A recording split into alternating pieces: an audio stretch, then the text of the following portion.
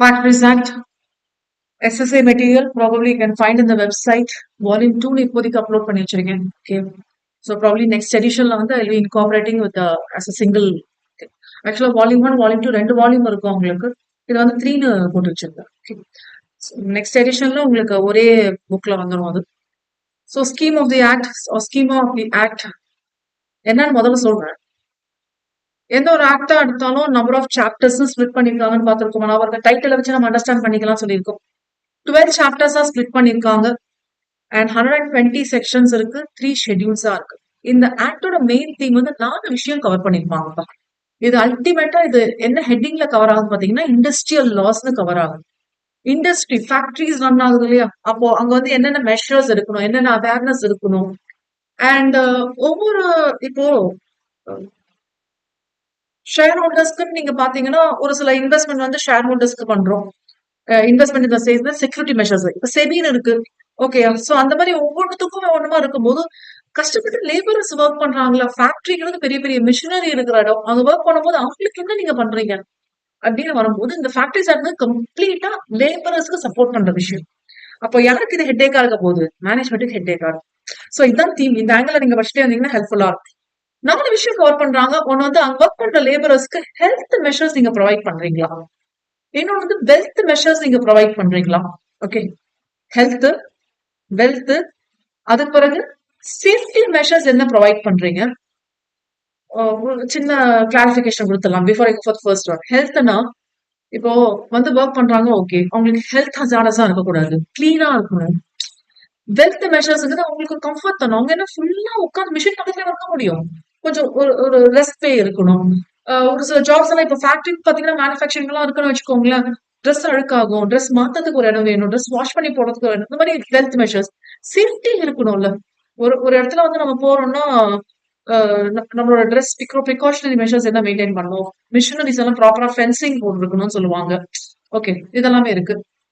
இப்போ யாரெல்லாம் ஒர்க் பண்ணலாம் சொல்லிட்டு டிஃப்ரெண்ட் பர்சன்ஸை டிஃபைன் பண்ணுவோம். இப்போ நம்மளுக்கு தெரிஞ்சதுன்னா 18 இயர்ஸ் கம்ப்ளீட் பண்ணிருந்தா மேஜர், 18 இயர்ஸ் கம்ப்ளீட் பண்ணா மைனர், இப்படி தான் நம்ம பார்த்துட்டு இருக்கோம். ஆனா இங்க நம்ம கொஞ்சம் பர்சன்ஸ் பத்தி பார்க்கும்போது இந்த பர்சன்ஸுக்கு வந்து how for they are okay to work. Probably 6 to 14 years வரைக்கும் கம்பல்சரி எஜுகேஷன் சொல்றீங்க.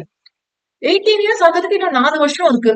அப்ப அந்த 4 வருஷம் 14 இயர்ஸ் கம்ப்ளீட் பண்ணாலும் ஹெல்த்தின்னு அர்த்தமா? நீ நாட் பி ரைட். ஓகே, இந்த 4 வருஷத்துல வந்து அவனுக்கு எவ்வளவு தூரம் 18 இயர்ஸ் பிறகுதான் மேஜர் டெசிஷன் எடுக்கிறதுக்கு எந்த ஒரு ஆக்டா பார்த்தாலும் கான்ட்ராக்ட் ஆக்ட்லயே பாத்துக்கணும். 18 இயர்ஸ் பிறகுதான் கேபிள் என்டர் இன்டு கான்ட்ராக்ட். நமக்கு தெரியும் ஓட்டிங் 18 பிறகுதான் பண்ணுவோம்.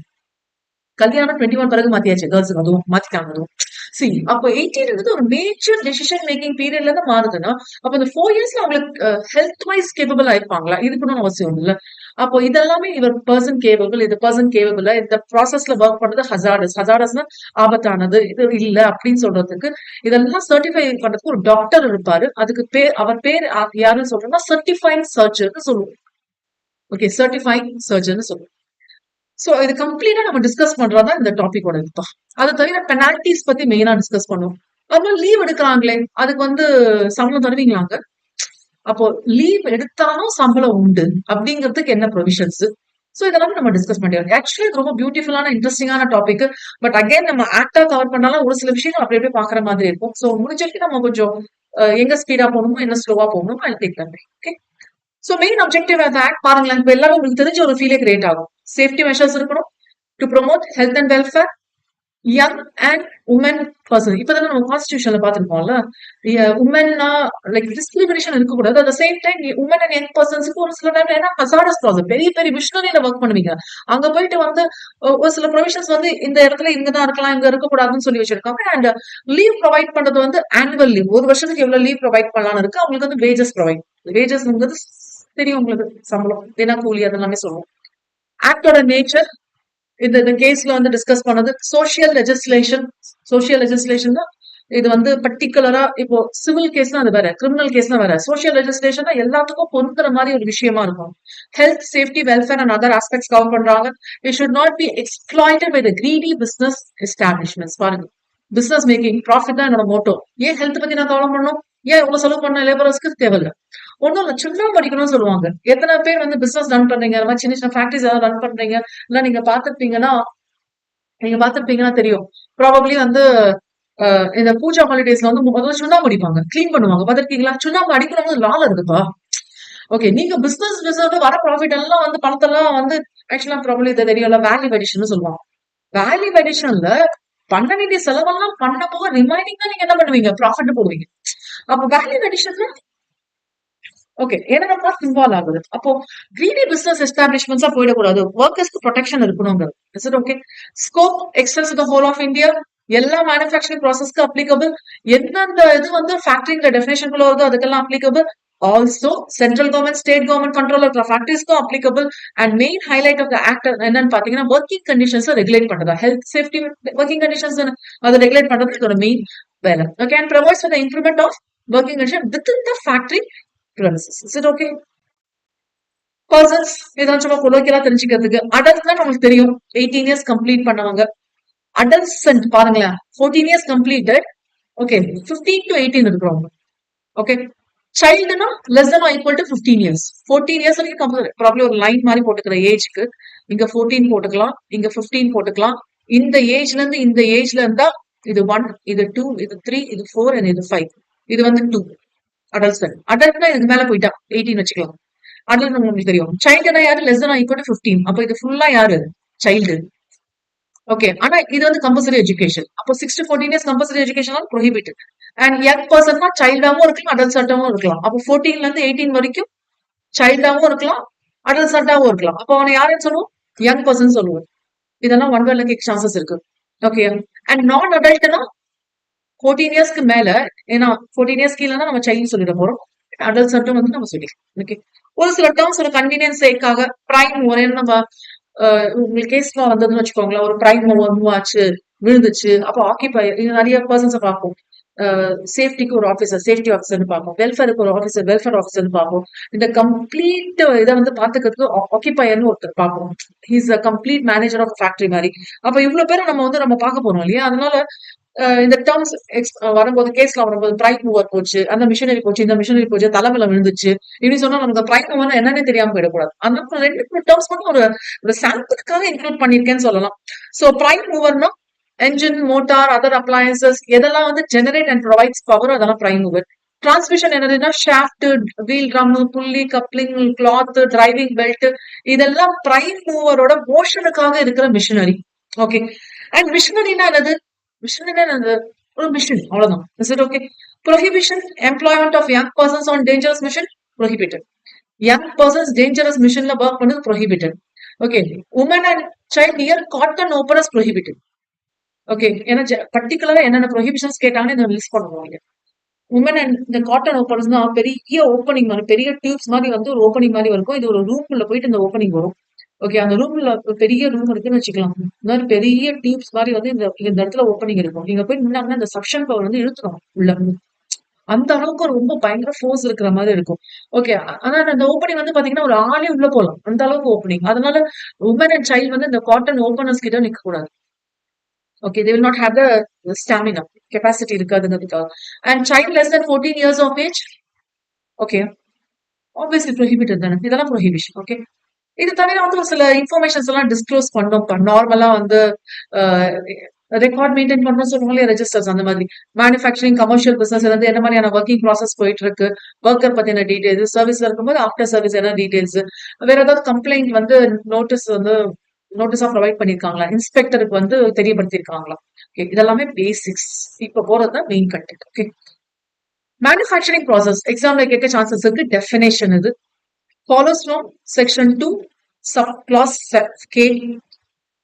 Any manufacturing process, okay, any process, manufacturing any process, make பண்றது, alter பண்றது, repair பண்றது, ornamenting, fishing, packing, oiling, washing, cleaning, breaking up, demolishing or otherwise treating or adopting any article with a view to use. பாருங்க, நான் sale பண்ணது மட்டும் இல்ல, நானே தான் பண்றேன், வெளியில எங்கேயும் போடலங்க, ஆனாலும் ஃபேக்டரி தானே.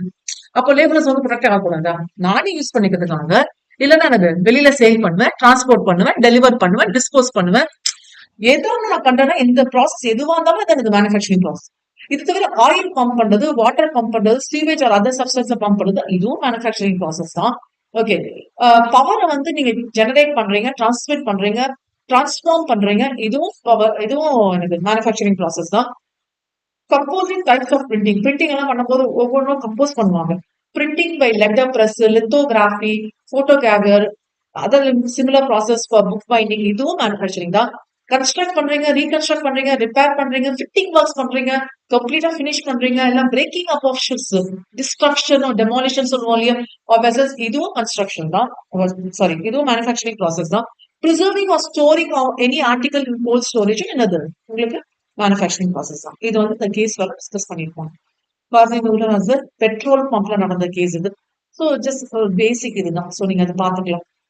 இன்கேஸ் இது define manufacturing process under factories ஆக்ட்னு கேட்டாங்கன்னா செக்ஷன் நம்பர்ஸ் போடலாம், கேஸ் லா எழுதலாம், இவ்வளவு பாயிண்ட்ஸ் இருக்கு. இது தவிர இப்போ நம்ம கான்ஸ்டிடியூஷன் இதுல பார்த்திருக்கோம் இல்லையா, கஸ்டம் பேஸ் பண்ணி லா இருக்கலாம், ஜுடிஷியல் பிரசிடென்ட் பேஸ் பண்ணி லா இருக்கலாம். ஏன்னா வேற ஜட்மெண்ட்ஸ் கொடுத்துருப்பாங்க, இன்டர்பிரிட்டேஷன் சொல்லலாம். அந்த மாதிரி கேஸ் லாஸ் போனதுல இதெல்லாம் மேனுஃபேக்சரிங்னு சொல்லியிருக்காங்க. எந்த ப்ராசஸ் எல்லாம் ஹெல்ப் டு பி மேனுஃபேக்சரிங். பிரிண்டிங்காக கம்போஸ் பண்றாங்கல்ல, அதுவும் மேனுஃபேக்சரிங்.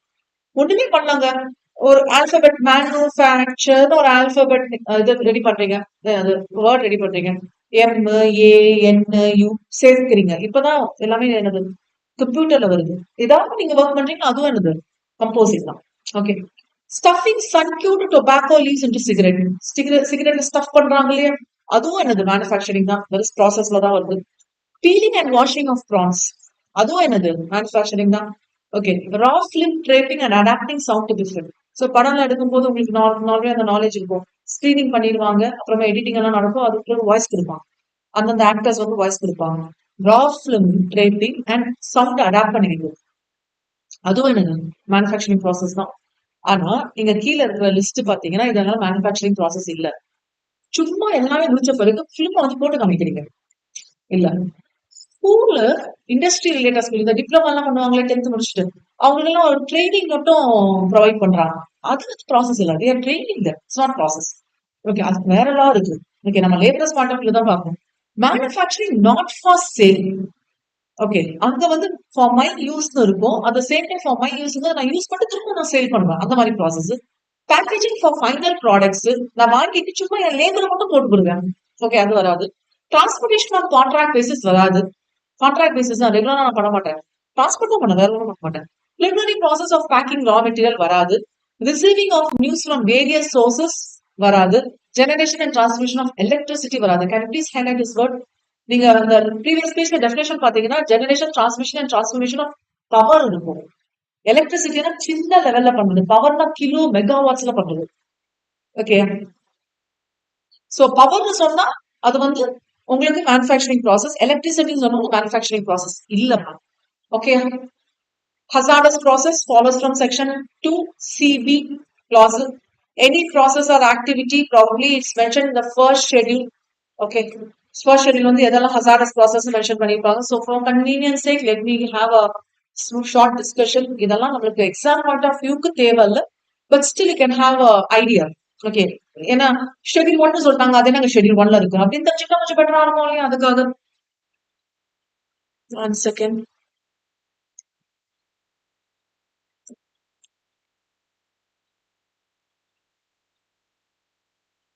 ஷெட்யூல் 1 தான் போட்டிருக்கு, இங்க இருக்கு பாருங்க ஷெட்யூல் 1. எந்த மாதிரியான இண்டஸ்ட்ரீஸ்ல எல்லாம் ஹசாரஸ் ப்ராசஸ் இருக்கும் அப்படின்னு சொல்லிட்டு எங்க போட்டிருக்கான், இத ஷெட்யூல் 1ல போட்டிருக்கு. இதுல பேர் ஆக்ட் எடுத்திருக்கு, வேற ஒன்றும் இல்லை. இதெல்லாம் நமக்கு தேவையில்ல, ஷெட்யூல் 1 இருக்குன்னு தெரிஞ்சா போதும். ஷெட்யூல் 1 என்ன சொன்னப்ப list of industries involving hazardous process பாருங்க. ஃபெராஸ் மெட்டலர்ஜிக்கல் இண்டஸ்ட்ரீஸ், அதுல integrated iron, steel, ferro alloy specialities involve ஆச்சுன்னா இதெல்லாமே நம்மளுக்கு பிடிச்ச மாதிரி பண்ணலாம். ஏதோ அப்படியே ரீட் பண்ணலாம். சிமெண்ட் இண்டஸ்ட்ரி பாருங்க, சிமெண்ட் இண்டஸ்ட்ரி எல்லாமே வந்து உங்களுக்கு ஸ்கின் எல்லாம் அஃபெக்ட் பண்ணிடுவோம். ஓகே. பெட்ரோலியம் இண்டஸ்ட்ரீஸ், இதெல்லாம் வந்து ஹசாரஸ் ப்ராசஸ் இருக்கும். லைட்டா தீ விட்டுச்சுன்னா காலையில.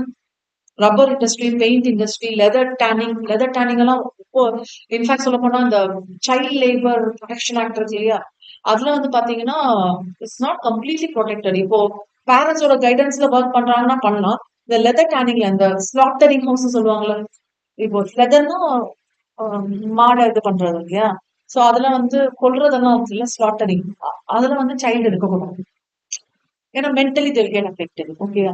லெதர் டேனிங்னா லெதர் வந்து அனிமல் ஃபர் தானே, ஸோ அதுல வந்து கொஞ்சம் இது இருக்கும் ப்ராப்ளம்ஸ், என்னது ஹசார்டஸ் ப்ராசஸ் இருக்கும் இந்த கிளீனிங் ப்ராசஸ்ல. And chemical industries by products, இந்த கோல் டார், இண்டஸ்ட்ரியல் கேசஸ் எல்லாம் பண்றது.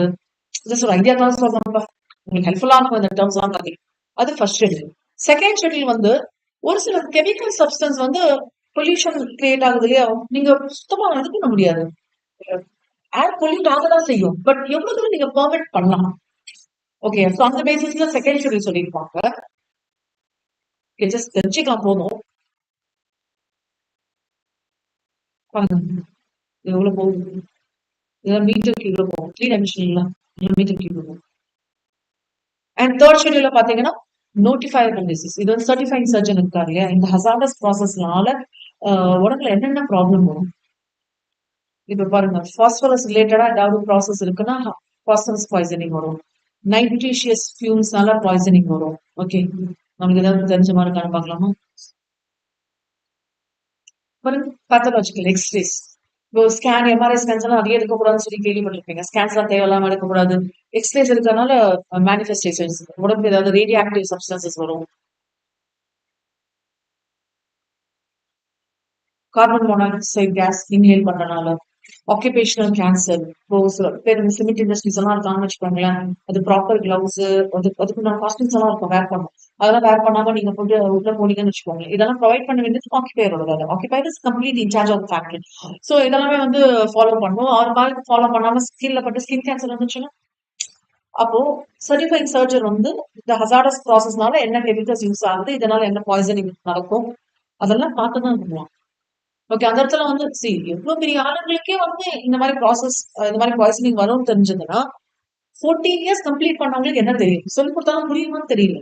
ஓகே, நம்ம நினைச்சிட்டு இருக்கோம் 18 இயர்ஸ் கம்ப்ளீட் பண்ணனாலும் தெரியும், தெரியறது வரை புரியுது வரை வாட் தெரியும், பட் கம்ப்ளீட் அண்டர்ஸ்டாண்டிங் இருக்கும்னா they not have understanding. Okay.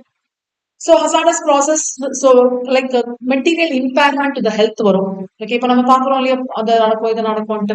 And pollution create ஆகுது, இதெல்லாம் ஹசார்டஸ் ப்ராசஸ். ஒர்க்கர்னா யாரு, இதுவும் எக்ஸாம்ல அடிக்கடி இந்த டெஃபினிஷன்ஸ் எல்லாம் அடிக்கடி கேட்பாங்க. மேனுஃபேக்சரிங் ப்ராசஸ், ஒர்க்கர், ஃபேக்டரி, இது அடிக்கடி கேட்க சான்சஸ் இருக்கு. ஒர்க்கர்னா யாரு, டைரக்டாவோ இல்ல ஏஜென்சி மூலியமாவோ, டைரக்ட் பிரின்சிபலோட நாலேஜோடயோ நாலேஜ் இல்லாமலோ ரெமுனரேஷன் வாங்கினாலும் சரி வாங்கலனாலும் சரி, எனி மேனுஃபேக்சரிங் ப்ராசஸ். இப்ப நம்ம டிஃபைன் பண்ணல கிளாஸ் கேல மேனுஃபேக்சரிங் ப்ராசஸ் தான் என்னன்ட்டு, அது மேனுஃபேக்சரிங் ப்ராசஸ்லயோ இல்லைன்னா பாருங்க, ப்ளீஸ் ஹைலைட், இது கேஸ்லாக கேட்கலாம். மேனுஃபேக்சரிங் ப்ராசஸ்ல இன்வால்வ் ஆகலாங்க, ஆனா மிஷினரி கிளீன் பண்ணி வைப்பாரு. ஓகேயா, அந்த அந்த ஆயிலிங் எல்லாம் பண்ணி வைப்பாரு. அப்போ பண்றாரு மிஷின் இருக்காரு அல்டிமேட்டா கரெக்டா. ஒரு கேஸ் வந்தது, இந்த கார்டனிங் ஒர்க் பண்றாரு ஃபேக்டரியில. அப்போ வந்து ஒரு ஒர்க்கரா இல்ல, கார்டனிங் ஒர்க் எங்க நடக்குது, கார்டன்ல நடக்குது, மிஷின் இருக்கிற இடத்துல நடக்கல. சோ மிஷினை சுத்தி இருக்கிற இடத்துல ப்ரொடெக்டடா இருக்கணுங்கிறது தான். Okay, does not include any member of armed forces. So கேஸ்லாம் வந்து லால் மோகன் இந்தியன் ரயில்வே கன்ஸ்ட்ரக்ஷன் இருக்கு, பாத்துக்கலாம். நெக்ஸ்ட் வந்து ஃபேக்டரி, எனி பிரமிசஸ் இன்க்ளூடிங், ரொம்ப ரொம்ப இம்பார்ட்டன்ட் டெஃபினேஷன், பவர் யூஸ் பண்ணி பண்றாங்க. பிரமிசஸ் அண்ட் பர்சினன்ஸ்னா இந்த சார்ந்த இடம் ஃபுல்லாவே வரும். ஓகே, பவர் யூஸ் பண்ணி பண்றாங்கன்னா 10 பேர் இருந்தாலே அந்த ஃபேக்டரின்னு சொல்லிடலாம். மேனுஃபேக்சரிங் ப்ராசஸ் தாங்க பண்றோம், ஆனா 2-3 பேர் தாங்க இருக்காங்க அப்படின்னு சொன்னா அது ஃபேக்டரி செக்ல கவர் ஆகும். ஓகே, மேனுஃபேக்சரிங் ப்ராசஸ் பண்றாங்க 12 பேர் இருக்காங்க, ஆனா பவர் யூஸ் பண்றாங்க, கவர் ஆகும். பாருங்க, 10 பேர் at least without the aid of power, power இல்லாம 20 பேர் ஒர்க் பண்ணா அது ஃபேக்டரி. ஆனா போன ப்ரிசீடிங் 12 மந்த்ஸ்ல ஒரு வருஷம் சொல்ல மாட்டாங்க, ஞாபகம் வச்சுக்கோங்க. இப்ப நான் எந்த மந்த்ல இருக்கேன், ப்ராபப்லி ஐ மீன் அக்டோபர் வச்சுக்கலாம். இதுல இருந்து 12 மந்த்ஸ் பார்ப்போம், கேலண்டர் இயர் பார்க்க மாட்டோம். இங்க இருந்து 12 மந்த்ஸ் இருக்கு. இந்த ப்ரிசீடிங் 12 மந்த்ஸ்ல ஏதாவது ஒரு நாள்ல 10 கிராஸ் பண்ணியிருந்தாலே அது ஃபேக்டரிங்க டெஃபினேஷன் வந்துடும். அது பிறகு வந்து அன்னைக்கு ஒரு நாள் வந்து 4 பேர் எக்ஸ்ட்ரா ஒர்க் பண்ணாங்க, அதனால 12 பேர் ஆச்சு, இல்ல 8 பேர் தாங்க அப்படின்னு சொல்லி நீங்க எஸ்கேப் ஆகும். ஒன்ஸ் ஒரே ஒரு நாள் கிராஸ் பண்ணிட்டாங்கன்னா, பவரோட இருக்கிற ஃபேக்டரியில 10 பேரோ இல்ல இதுல வந்து 20 பேர் கிராஸ் பண்ணிட்டாங்கன்னா, it's applicable. You have to go with the provisions of the factories act. Okay, so இதுவும் இம்பார்ட்டன்ட் டெஃபினேஷன் பார்த்துக்கலாம். யாரெல்லாம் இன்க்ளூட் ஆக மாட்டாங்க, mine and mobile unit belong to the arm force, railway running shed, hotel, restaurant, eating place, இதெல்லாமே எங்களால include ஆக மாட்டாங்க. Okay, ஒவ்வொரு குரூப் அண்ட் பீப்புள்ஸை வந்து ஒவ்வொரு மாதிரி ட்ரீட் பண்ணுவாங்க. ரிலேஸ்னா வந்து ஷிஃப்ட்டை மீட் பண்ணுவாங்கல்ல, கண்டினியூஸ் ஷிஃப்ட். இப்போ இந்த மாசம் ஃபுல்லா டே ஷிஃப்ட்டுங்க, யாராவது ஃபேக்டரிஸ்ல ஒர்க் பண்றாங்கன்னா பேசுங்களேன், இந்த வாரம் ஃபுல்லா டே ஷிஃப்ட், இல்ல இந்த மாசம் ஃபுல்லா இந்த கண்டினியூஸ் ஷிஃப்ட் ஒர்க்கிங் ஹார்ஸ் இருக்கு, அது வந்து ரிலேஷன் சொல்லும். Okay, and electronic data processing unit, computer unit எல்லாம் வந்து மேனுஃபேக்சரிங் ப்ராசஸ் இல்லைன்னு சொல்லிட்டு இந்த கேஸ்லயே வந்து கிளியரா டிஃபைன் பண்ணிட்டாங்க. கம்ப்யூட்டர் உட்காந்து ஒர்க் பண்றாங்க, வேற ஒன்றும் இல்லை. அப்ப எதுக்குங்க அது வந்து மேனுஃபேக்சரிங் ஆகும்? இப்ப நம்ம கம்போசிங் ஆஃப் பிரிண்டிங் பார்த்தோம்ல, அதுவும் கம்ப்யூட்டர் பண்றாங்க நியூஸ் பேப்பர் ஆஃபீஸ்ல. அப்ப அதுவும் வந்து என்னன்னு வச்சுக்கலாம், நான் மேனுஃபேக்சரிங் ப்ராசஸ் வச்சுக்கலாம். ஓகே, சென்ட்ரல் கவர்மெண்ட்டுக்கு பவர்ஸ் இருக்கு. ஓகே, லைசன்ஸ் இஷ்யூ பண்றதுக்கு, டி லைசன்ஸ் பண்றதுக்கு, டி ரெஜிஸ்டர் பண்றதுக்குலாம் powers. Next will go for occupier. ஒரு மெயின் ஒரு செட் ஆஃப் கண்டென்ட் முடிச்சுன்னா then I give some time you can have a look. Okay, ஆக்கிபையர்னா யாருன்னா who has the ultimate control over the factory. ஒரு partnership form வந்து factory run பண்றாங்க, association of individuals run பண்றாங்க. அந்த individual members and partners வந்து நம்ம ஆக்கிபையர்னு சொல்லுவோம். கம்பெனியா இருந்தா டைரக்டர்ஸ் ஆக்கிபையர்னு சொல்லுவோம். ஏதாவது ஒரு ஃபேக்டரி வந்து central government, state government, local authority run பண்றாங்க, person appointed to manage the affairs வந்து நம்ம என்ன சொல்லுவோம், ஆக்கிபையர்னு சொல்லுவோம். ப்ரொவிசோ ஃபர்தர், ஞாபகத்துல ஒரு ஆக்ட் இருக்கும், provided that, provided further that, also provided that இருக்கும். ஸோ ப்ரொவிசோ ஃபர்தர், இது ப்ரொவிசோ. நெக்ஸ்ட் வந்து ப்ரொவிசோ ஃபர்தர்ல ஏதாவது ஒரு ஷிப்பை வந்து ரிப்பேர் பண்றாங்க, மெயின்டைன் பண்றாங்க, அந்த டாக் அந்த ஷிப்போட ஓனர்னு சொல்றோம் இல்லையா, அவரோட ஏஜென்ட், ஓனரும் அவரோட ஏஜென்ட்டும் வந்து என்னது, as the case maybe called as the என்னது occupier. Okay, case laws. So different case லாஸ்க்கு நீங்க பாத்துக்கலாம். இது எல்லாமே சாப்டர் மெட்டீரியல் தான் எடுத்து போட்டிருக்கேன். ஸோ ஒரு கன்வீனியன்ஸ் சேக்காக. Notice by occupier. ஆக்கிபையர் வந்து என்னென்ன பண்ணணும், நோட்டீஸ் ப்ரொவைட் பண்ணுவாரு. இது வந்து செக்ஷன் 7ல ப்ரொவைட் பண்ணிருக்காங்க. நோட்டீஸ் வந்து என்ன மாதிரியான நோட்டீஸ்னா ரிட்டர்ன் நோட்டீஸ். எப்ப சென்ட் பண்ணோம்னா ஆக்கிபையர் வந்து ஆக்கிபை ஆகுது, நான் ஆக்கிபையர் தெரியப்படுத்தாது, வேற ஒன்றும் இல்லை. ஆக்கிபை பண்ணதுக்கும் இல்ல அந்த இடத்த யூஸ் பண்ணதுக்கு 15 நாளைக்கு முன்னாடி சீஃப் இன்ஸ்பெக்டர்னு ஒருத்தர் இருப்பாரு, லேபருக்காக இருக்கிறது. சீஃப் இன்ஸ்பெக்டர் ஆஃப் லேபர்னு சொல்லுவாங்க, அவங்களுக்கு வந்து அனுப்பணும். அதுல என்னென்ன இருக்கணும்னு நேம் அண்ட் அட்ரஸ் ஆஃப் ஆக்கிபையர், என்ன மாதிரியான மேனுஃபேக்சரிங் ப்ராசஸ் போயிட்டு இருக்கு, யாருன்னா ஒர்க்கர்ஸ் இன்வால்வ்டு, அண்ட் இன்கேஸ் அதுல வந்து நியூ மேனேஜர் இருக்கிறாங்கன்னா நோட்டீஸ் டு த இன்ஸ்பெக்டரும் அனுப்பணும், அண்ட் காப்பி வந்து சீஃப் இன்ஸ்பெக்டர் அனுப்பினா போதும். ஆக்கிபையர்னா சீஃப் இன்ஸ்பெக்டர் நோட்டீஸ் அனுப்பணும், மேனேஜர்னா inspector notice chief inspector copy அனுப்பிச்சா போதும். ஓகே, சென்ட் வேணா வித்தின் 7 days, அங்க 5 days வித்தின் 7 days. என்ன பண்ணுவார் இந்த ஆக்கிபையர்? 7A ஃபாலோ ஆகுது. இவருக்கு டிஸ்கிரைப் டியூட்டிஸ் கொடுத்துட்டாங்க, லைக் ஹெல்த், சேஃப்டி, வெல்ஃபேர். அதுதான் ஃபுல் டாபிக்கே. சின்ன வேலை இல்ல, பெரிய ஒர்க் இருக்கு. ஹெல்த், சேஃப்டி, வெல்ஃபேர் இதெல்லாமே பக்காவா போயிட்டு இருக்குது. இதெல்லாமே பக்காவா போயிட்டு இருக்கணும், இல்ல போயிட்டு இருக்குன்னு சொல்றது இதோட வேலை. ஓகே, இது வரைக்கும் ஒரு கண்டென்ட் பாக்குறீங்களா மிஸ்? சரி, எல்லாமே மாறும் இல்லையா? நீங்க வந்து இன்ஸ்பெக்ட் பண்றதுக்கு ஒரு ஸ்டாஃப் இன்ஸ்பெக்டர்னு பேரு. சர்டிஃபைங் சர்ஜன் ஒரு MBBS டிகிரி ஹோல்ட் பண்ணிட்டு இருக்காரு, வேற ஒன்றும் இல்லை, கொலோக்கியல் டீல் பண்ணுது. வெல்ஃபேர் ஆஃபீஸர், இந்த வெல்ஃபேர் எல்லாம் கரெக்டா இருக்கா அப்படின்னு சொல்லிட்டு பாத்துக்கிறதுக்கு ஒரு ஆஃபீஸர் இருப்பாரு. அண்ட் சேஃப்டி ஆஃபீஸர் இருப்பான். இதெல்லாம் அட்மினிஸ்ட்ரேஷன் கெப்பாசிட்டில இருக்கிறோம். Okay, welfare officers and certifying, இவங்க 3 பேர் பத்தியும் வந்து நம்ம அந்தந்த சாப்டர் வரும்போது பார்த்துக்கேன். ஓகே, இன்ஸ்பெக்டர்ஸ் செக்ஷன் 8ல இருந்து ஃபாலோ ஆகுது. சென்ட்ரல் கவர்மெண்ட் ஒரு இன்ஸ்பெக்டர் அப்பாயிண்ட் பண்ணும். யார் அந்த இன்ஸ்பெக்டர், அதெல்லாமே வந்து பிரிஸ்கிரைப் குவாலிஃபிகேஷன் அவங்க பார்த்துப்பாங்க. அந்த லோக்கல் லிமிட்ஸ்க்குன்னு இருப்பாங்க. அது இல்லாம ஒரு சீஃப் இன்ஸ்பெக்டர் இருப்பாங்க, அவங்களோட குவாலிஃபிகேஷன் என்னது, அடிஷனல் பவர் இருக்கும். ஏன்னா இன்ஸ்பெக்டர் அண்ட் சீஃப் இன்ஸ்பெக்டர்னா அடிஷனல் பவர்ஸ் இருக்கும் இல்லையா, இன்ஸ்பெக்டரோட பவர்ஸும் சேர்த்து இவர் எக்ஸிக்யூட் பண்ணுவாரு. அது தவிர தேவைப்படுற அளவுக்கு additional joint deputy chief inspectors and other officers வந்து அசிஸ்ட் பண்றதுக்காக இருக்கும். ஓகே, செக்ஷன் 2Bல பாத்தீங்கன்னா அடிஷனல் பவர்ஸ் ப்ராபப்ளி என்னென்ன த்ரூ அவுட் த ஸ்டேட் இருக்குதுன்னு பாக்குது. நெக்ஸ்ட் வந்து 3 நான் எலிஜிபிலிட்டி, யார் டைரக்டாவோ இன்டைரக்டாவோ ஏதோ ஒரு வகையில வந்து அந்த பிசினஸ்லயே அந்த ப்ராசஸ்லயே இன்வால்வ் ஆயிருந்தா, ஏதோ பேட்டன்ட் வச்சிருந்தாலும் இந்த ப்ராசஸ் யூஸ் பண்ணலாம்னு பேட்டன்ட் வச்சிருக்காங்க, ஆனாலும் அவர் வரக்கூடாது. ஓகே, டிஸ்ட்ரிக்ட் மேஜிஸ்ட்ரேட் இன்ஸ்பெக்டரா இருக்கு, டிஸ்ட்ரிக்ட் மேஜிஸ்ட்ரேட் இருக்கார் இல்லையா. அண்ட் சென்ட்ரல் கவர்மெண்ட் வந்து அடிஷனல் இன்ஸ்பெக்டர்ஸ் வந்து அப்பாயிண்ட் பண்ணுவாங்க. And declaration of powers will be there. In case ஒரு இன்ஸ்பெக்டருக்கு மேல இருக்காங்கன்னு வச்சுக்கோங்களேன், லைக் கான்ஃபிளிக்ட் ஆஃப் இன்ட்ரெஸ்ட் வந்துடக்கூடாது, நான் இந்த வேலையை பண்ற அந்த மாதிரி சொல்லிட்டு வந்துடக்கூடாது. அதனால என்ன பண்ணுவாங்கன்னா அதுக்கு அவருக்கு என்னென்ன பவர்ஸ் இருக்கு சொல்லிட்டு கிளியரா டிக்ளேர் பண்ணிடுவாங்க. அண்ட் இவங்களோட நேச்சர் ஆஃப் சர்வீஸ் பாத்தீங்கன்னா public serve, deemed public serve. இது வந்து இந்தியன் பீனல் கோட்ல இருந்து ஃபாலோ. இன்ஸ்பெக்டர்ஸோட பவர்ஸ் என்னது, ஆஃப் அண்ட் ரிப்பீட்டட். கொஞ்சம் ஸ்லோவா போற பாருங்க. செக்ஷன் 9 கவர் பண்ணுது. First point, to enter into the factory, அசிஸ்டன்ஸோடயோ அசிஸ்டன்ஸ் இல்லாமலையோ வித் அசிஸ்டன்ஸ் கூட. யாரா இருப்பாங்கன்னா person in government service, public authority ஒரு எக்ஸ்பர்ட்டா இருப்பாங்க. ஏன்னா இன்ஸ்பெக்டருக்கு எல்லா ப்ராசஸ் பத்தியும் தெரிஞ்சிருக்கணும்னு அவசியம் இல்லை. ஆப்வியஸ்லி சின்ன சின்ன விஷயங்கள் எல்லாம் தெரியாது, ஏன்னா ரொம்ப கெமிக்கல் மெக்கானிக்கல் ப்ராசஸ் இருக்கும். premises, plant, machinery, article and substance examine பண்றதுக்கு ரைட்ஸ் இருக்கு. பாருங்க, என்டர் ஆகிறதுக்கு ரைட்ஸ் இருக்கு, எக்ஸாமின் பண்றதுக்கு ரைட்ஸ் இருக்கு. ஏதாவது ஆக்சிடென்ட்ஸ் எல்லாம் டேஞ்சரஸா ஏதாவது நடந்திருக்கு, அதனால பாடி இன்ஜுரி ஏதாவது நடந்திருக்கு, அதை என்கொயர் பண்றதுக்கு ரைட்ஸ் இருக்கு. ஓகே, ரெஜிஸ்டர் டாக்குமெண்ட்ஸ் இதெல்லாமே வந்து கேட்டா ப்ரொடியூஸ் பண்ணும். ஓகே, விச் மீன்ஸ் இவர் கேட்கறதுக்கு ரைட்ஸ் இருக்கு. ரெஜிஸ்டர் ரெக்கார்ட் அண்ட் டாக்குமெண்ட்ஸ் வந்து சீஸ் பண்றதுக்கும் ரைட்ஸ் இருக்கு, அதோட காப்பி எடுக்கிறதுக்கும் ரைட்ஸ் இருக்கு. அது மட்டும் இல்லாம வந்து டைரக்டர் ஆக்கிபையர் வந்து இந்த மாதிரி ஒரு சில விஷயங்களை வந்து டச் பண்ணாம அப்படியே விடுங்க, வில் டேக் இதுன்ட்டு பாக்குறது. அண்ட் மெஷர்மெண்ட்ஸ், போட்டோகிராஃப்ஸ் எல்லாம் எடுப்பாங்க. ப்ராபப்ளி இது டிஸ்மேண்டில் பண்ணுங்க, இதை வந்து டேமேஜ் ஆகக்கூடாது, அந்த மாதிரி எதெல்லாம் வந்து டேமேஜ் டேஞ்சர் காஸ் பண்ணுமோ அதெல்லாமே others maybe fix. Okay, so in case section 9 கேட்டாங்கன்னா இந்த புல்லட்டிங்ஸ் இருக்குல்ல, இதெல்லாம் நானா கொடுத்த புல்லட்டிங்ஸ் எல்லாம் ஆக்ட்ல இருக்குது. செக்ஷன் 9ல first point, second point, third point இப்படி இருக்கு. அதனால உங்களுக்கு இந்த நம்பரிங் ஞாபகம் இருந்தா மட்டும் போனேன். ஏன்னா நம்பரிங் போட்டீங்கன்னா அந்த ஆர்டர் மாத்தக்கூடாது. இல்ல நம்பரிங் ஞாபகம் இல்லைன்னா விட்டுருங்க. செக்ஷன் 9ல இருந்து ஃபாலோ ஆகுதுன்னு சொல்லிட்டு அப்படியே அந்த பாயிண்ட்ஸ் புல்லட் பண்ணி எழுதிடுங்க. Definitely will get marks. Okay, I very sure about 4 marks கேட்டாங்கன்னு வச்சுக்கோங்களேன், எனக்கு தெரிஞ்சு 3 மார்க்ஸ் சாலிடா கிடைச்சிடும். ஓகே, நெக்ஸ்ட் சர்டிஃபைங் சர்ஜன் எந்த செக்ஷன் வந்து இப்போ ஃபாலோ ஆகுது? செக்ஷன் 10. யார் சர்டிஃபைங் சர்ஜனா இருக்கலாம் அப்படி எல்லாமே டீடைல்ஸ் கொடுத்துருப்பாங்க. ஆக்சுவலா யார் இருக்கக்கூடாதுங்கிற டீடைல்ஸ் வேணா கொடுத்துருப்பாங்க. எஸ்ஜி யார்? எஸ்ஜினா central government, sorry state government appoints qualified, ரெண்டு குவாலிஃபைட் மெடிக்கல் பிராக்டிஸ்னர் டாக்டர். இவர் என்ன பண்ணலாம்னா, ப்ளீஸ் மேக் அ நோட், இவர் என்ன பண்ணலாம்னா சென்ட்ரல் கவர்மெண்ட், சாரி ஸ்டேட் கவர்மெண்டோட அப்ரூவலோட சர்டிஃபைங் சர்ஜன் வந்து வேற யாராவது ஒரு medical practitioner, qualified medical practitioner கிட்ட வந்து டெலிகேட் பண்ணலாம். ஆத்தரைஸ் பண்ணலாம், டெலிகேட் பண்ணலாம். ஓகே, யார் இருக்க முடியாது சர்டிஃபைங் சர்ஜனான்னு பாத்தீங்கன்னா, ப்ராபப்ளி ஏதோ வகையில ஆக்கிபையரா அப்பாயிண்ட் ஆயிருக்காரு ஒரு ஃபேக்டரியில, இல்லைன்னா வந்து ஏதோ ஒரு ப்ராசஸ் ஆஃப் பிசினஸ்ல டைரக்டாவோ இன்டைரக்டாவோ ஏதோ ஒரு மிஷினரி, பேட்டன்ட், எம்ப்ளாய்மெண்ட் ஏதோ ஒரு வகையில வந்து அவர் இன்வால்வ் ஆயிருக்குன்னா he can not be probably அந்த ஒரு இண்டஸ்ட்ரி வந்து ஃபார்மா இண்டஸ்ட்ரி, அதுல ஒர்க் பண்றவங்கள டாக்டர்ஸ். அப்ப இவர் வந்து அந்த சர்டிஃபைங் சர்ஜனா, ரைட்? புரியுதா?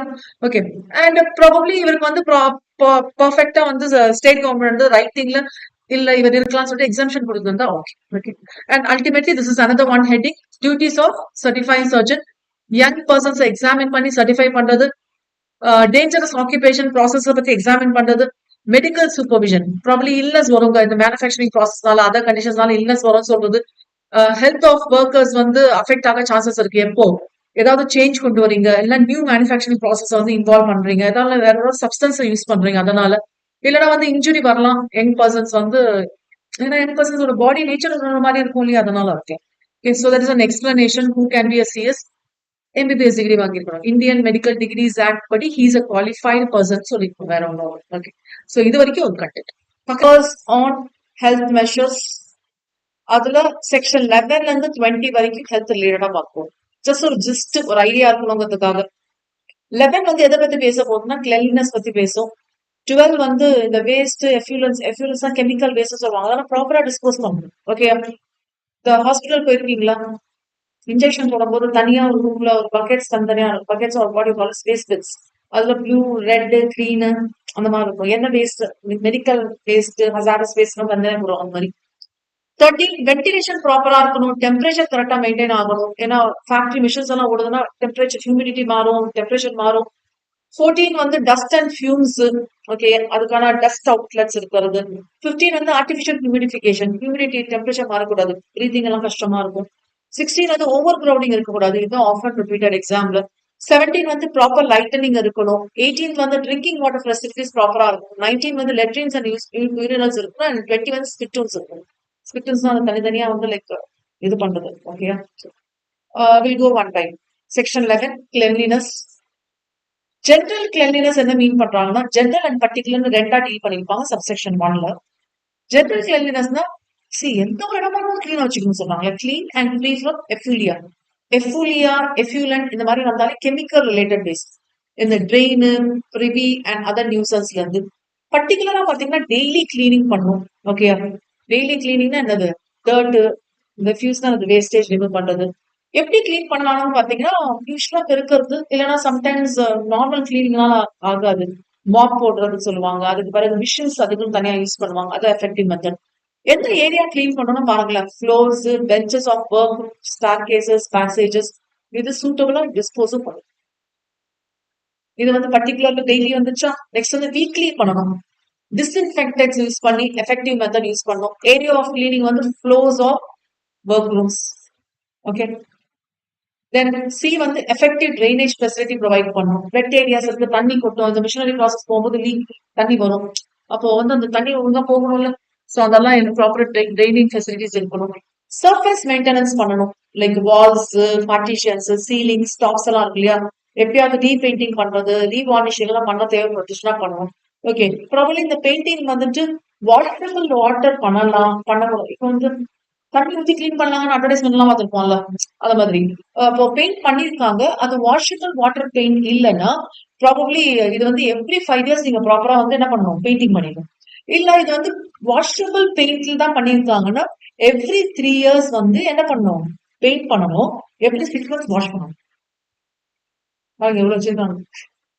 அப்போ நீங்க யோசிச்சு பாருங்களேன், இன்னும் நம்ம பார்க்கணும், நிறைய பார்க்கணும். இது செக்ஷன் 11ல கொஞ்சம் தான் நம்ம பார்த்திருக்கோம். என்ன நினைப்பான் ஃபேக்டரி ஓனர், எஸ்கேப் ஆகணும்னு நினைப்பான். அதுக்காக இந்த ஆக்ட். இப்போ இந்த ஆங்கிள் பாருங்க, இது யாரோட ஆங்கிள் தெரியுமா பார்க்கணும் நீங்க? பெரிய தலைவலிப்பான் இந்த ஃபேக்டரி ரன் பண்றதுனால. பாருங்க எவ்வளவு லா வச்சிருக்காங்க. அந்த ஆங்கிள் பாத்தீங்கன்னா பாருங்களேன், லேபர்ஸ் வந்து எப்படி ப்ரொடெக்ட் பண்ணணும்னு சொல்லுது. ஓகே. ஸ்மூத் இம்பீரியஸ் சர்ஃபேசஸ் இருந்துச்சுன்னா எவ்ரி 14 months கிளீன் பண்ணணும். அதர் கேசஸ் வந்துட்டு like colour washed, white washed related வந்து clean every 14 months. Okay. Frame work இது ஆக்சுவலா என்ன ஏரியா கவர்டு இதெல்லாமே சொல்லியிருப்பாங்க. Doors, window frames, wood, metallic இதெல்லாம் இருக்கு இல்லையா, எவ்ரி 5 years வந்து நீங்க பண்ண வேண்டியிருக்கும் கிளீனிங். இதெல்லாம் கிளீனிங் தான், ரீப்ளேசிங் பத்தி பேசல. உடச்சு மிஷின் நீங்க ரீப்ளேஸ் பண்ணணும். கிளீனிங் பத்தி தான் நம்ம பேசிட்டு இருக்கோம். இதெல்லாம் நாங்க கரெக்டா பண்ணிட்டு இருக்கோங்கிறதுக்கு register meeting. Central government probably alternative methods ஏதாவது ஸ்பெசிஃபை பண்ணலாம். இல்லைன்னா இதெல்லாமே வந்து கொஞ்சம் எக்ஸாம்ஷன்ஸ் ப்ரொவைட் பண்ற மாதிரி வச்சு அரேஞ்ச்மெண்ட் பண்ணுங்க. ப்ராப்ளி இது எப்படி ட்ரீட் பண்ணணும். சம் வேஸ்ட் தான் நீங்க அப்படியே போட முடியாது, எரிக்கணும். ஃபயர் பண்ணி தான் நீங்க பண்ண முடியும். அதே மாதிரி எஃப்யூலன்ஸ் கெமிக்கல் வேஸ்ட் இருக்கா, நீங்க அப்படியே வந்து காத்துல மிக்ஸ் பண்ணி ஒழிக்க முடியாது. அதை ஃபில்டர் பண்ணி தான் நீங்க அனுப்பணும். So that's what's only process are there. So treatment and disposal பாருங்க. இதோட ரெகுலேட்டரி ப்ரொசீஜர்ஸ் வந்து ஸ்டேட் கவர்மெண்ட் பார்க்கணும். ஓகே, அவ்வளவுதான், ரொம்ப சிம்பிளா இருக்கு. நெக்ஸ்ட் வந்து 13 with respect to ventilation and temperature. General work room requirements என்னன்னா secure and maintain adequate ventilation. Okay, ஒரு இடம் நம்ம ஒர்க் பண்ணணும், adequate வென்டிலேஷன் இருக்கணும், temperature properly comfort and prevent injury பண்ற மாதிரி இருக்கக்கூடாது.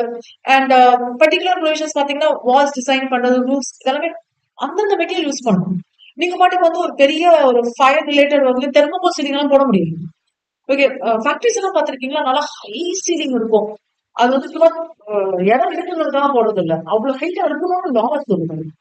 ஏதாவது கோடவுன்ஸ் இதெல்லாம் ஃபேக்டரிஸ் எல்லாம் பாத்தீங்கன்னா ப்ராபப்ளி பிளாட் இல்லைன்னா வந்து லைக் ட்ரையாங்கல் ஷேப்ல சீலிங் இருக்குன்னா அவ்வளவு ஹையா ஒரு ரீசன் அதான். அதுதான் நம்ம எதிர்பார்ப்போம், இந்த சீலிங்ஸ் எல்லாம் எப்படி இருக்கும். நேச்சர் ஆஃப் ஒர்க் என்னவோ அதை பேஸ் பண்ணி adequate மெஷர்ஸ் எடுங்க. அண்ட் ப்ராபப்ளி எந்த இடத்துல வந்து ஹாட் பேக்ஸ் லைக் ரொம்ப சூடான இது இருக்கோ அதை பேஸ் பண்ணி நீங்க பாருங்க. அண்ட் ஸ்டாண்டர்ட் இது வந்து ஜெனரல் பா. ஸ்டாண்டர்ட்ஸ் அண்ட் ரெகுலேஷன்ஸ் வந்து சென்ட்ரல் கவர்மெண்ட் ப்ரொவைட் பண்ணுவாங்க. என்ன ப்ராப்பர் மெஷரிங் இன்ஸ்ட்ருமெண்ட்ஸ் அண்ட் எப்படி ரெக்கார்ட்ஸ் மெயின்டைன் பண்றது. அண்ட் சீஃப் இன்ஸ்பெக்டர் வந்து என்ன பண்ணுவாங்கன்னா எக்ஸசிவ் ஹை டெம்பரேச்சர்ஸ் இருக்கிற இடத்துல என்ன பண்ண டெம்பரேச்சர் குறையும். இப்ப நம்மளுக்கு ரொம்ப ஹாட்டா தான் நம்ம ஏசி போட்டுக்கிறோம், அதே மாதிரி என்ன பண்ணா டெம்பரேச்சர் வந்து குறையும்னு பாப்பாரு. அதுக்குள்ள மெஷர்மெண்ட்ஸ் எஃபெக்டிவ் மெஷர்ஸ் இருப்பாரு. And you will serve an order on the ஆக்கிபயருக்கு இந்த மாதிரி பண்ணணும்யா அப்படின்னு சொல்லி போயிருப்பாரு. அண்ட் இந்த ஆர்டரை வந்து ஒரு ஸ்பெசிஃபைட் டேட்குள்ள எக்ஸிக்யூட் பண்ணி ஆகணும். யார் இது? ஆக்கிபயரோட தலையெழுத்து. பாருங்க, ஆக்கிபயருக்கு எவ்வளவு வேலை இருக்கும், அல்டிமேட் கண்ட்ரோல் அவர்கிட்ட தான். ஓகே. நெக்ஸ்ட் வந்து செக்ஷன் 14 டஸ்ட் ஃபியூம்ஸ் வருது. அதுக்கு இப்போ இது வந்து இன்ஹேல் பண்ணோம்னு வச்சுக்கோங்க, இதுதான் இந்த ப்ராப்ளம் ஆயிடும். இந்த கெமிக்கல் ஃபார்மால இருக்கும்போது ஒரு நோஸ் இது ப்ரொடெக்ஷனுக்காக வச்சிருக்காங்க. இன்னும் ரொம்ப அந்த ஆக்சிஜனே வந்து கிடைக்காதுன்னா ஆக்சிஜன் சிலிண்டர்ஸோட தான் உங்களுக்குள்ளே போவாங்க. ஓகே, கெமிக்கல் ரிலேட்டட் ஃபேக்டரிஸ்ல எல்லாம்.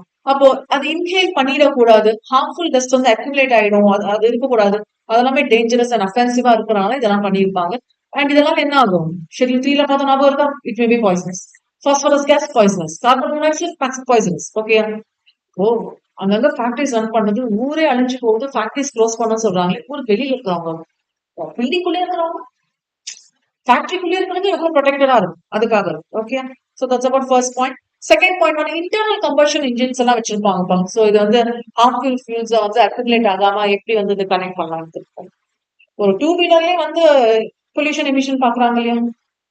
நெக்ஸ்ட் வந்து section 15 with respect to artificial humidification, humidity maintain பண்றதுக்காக.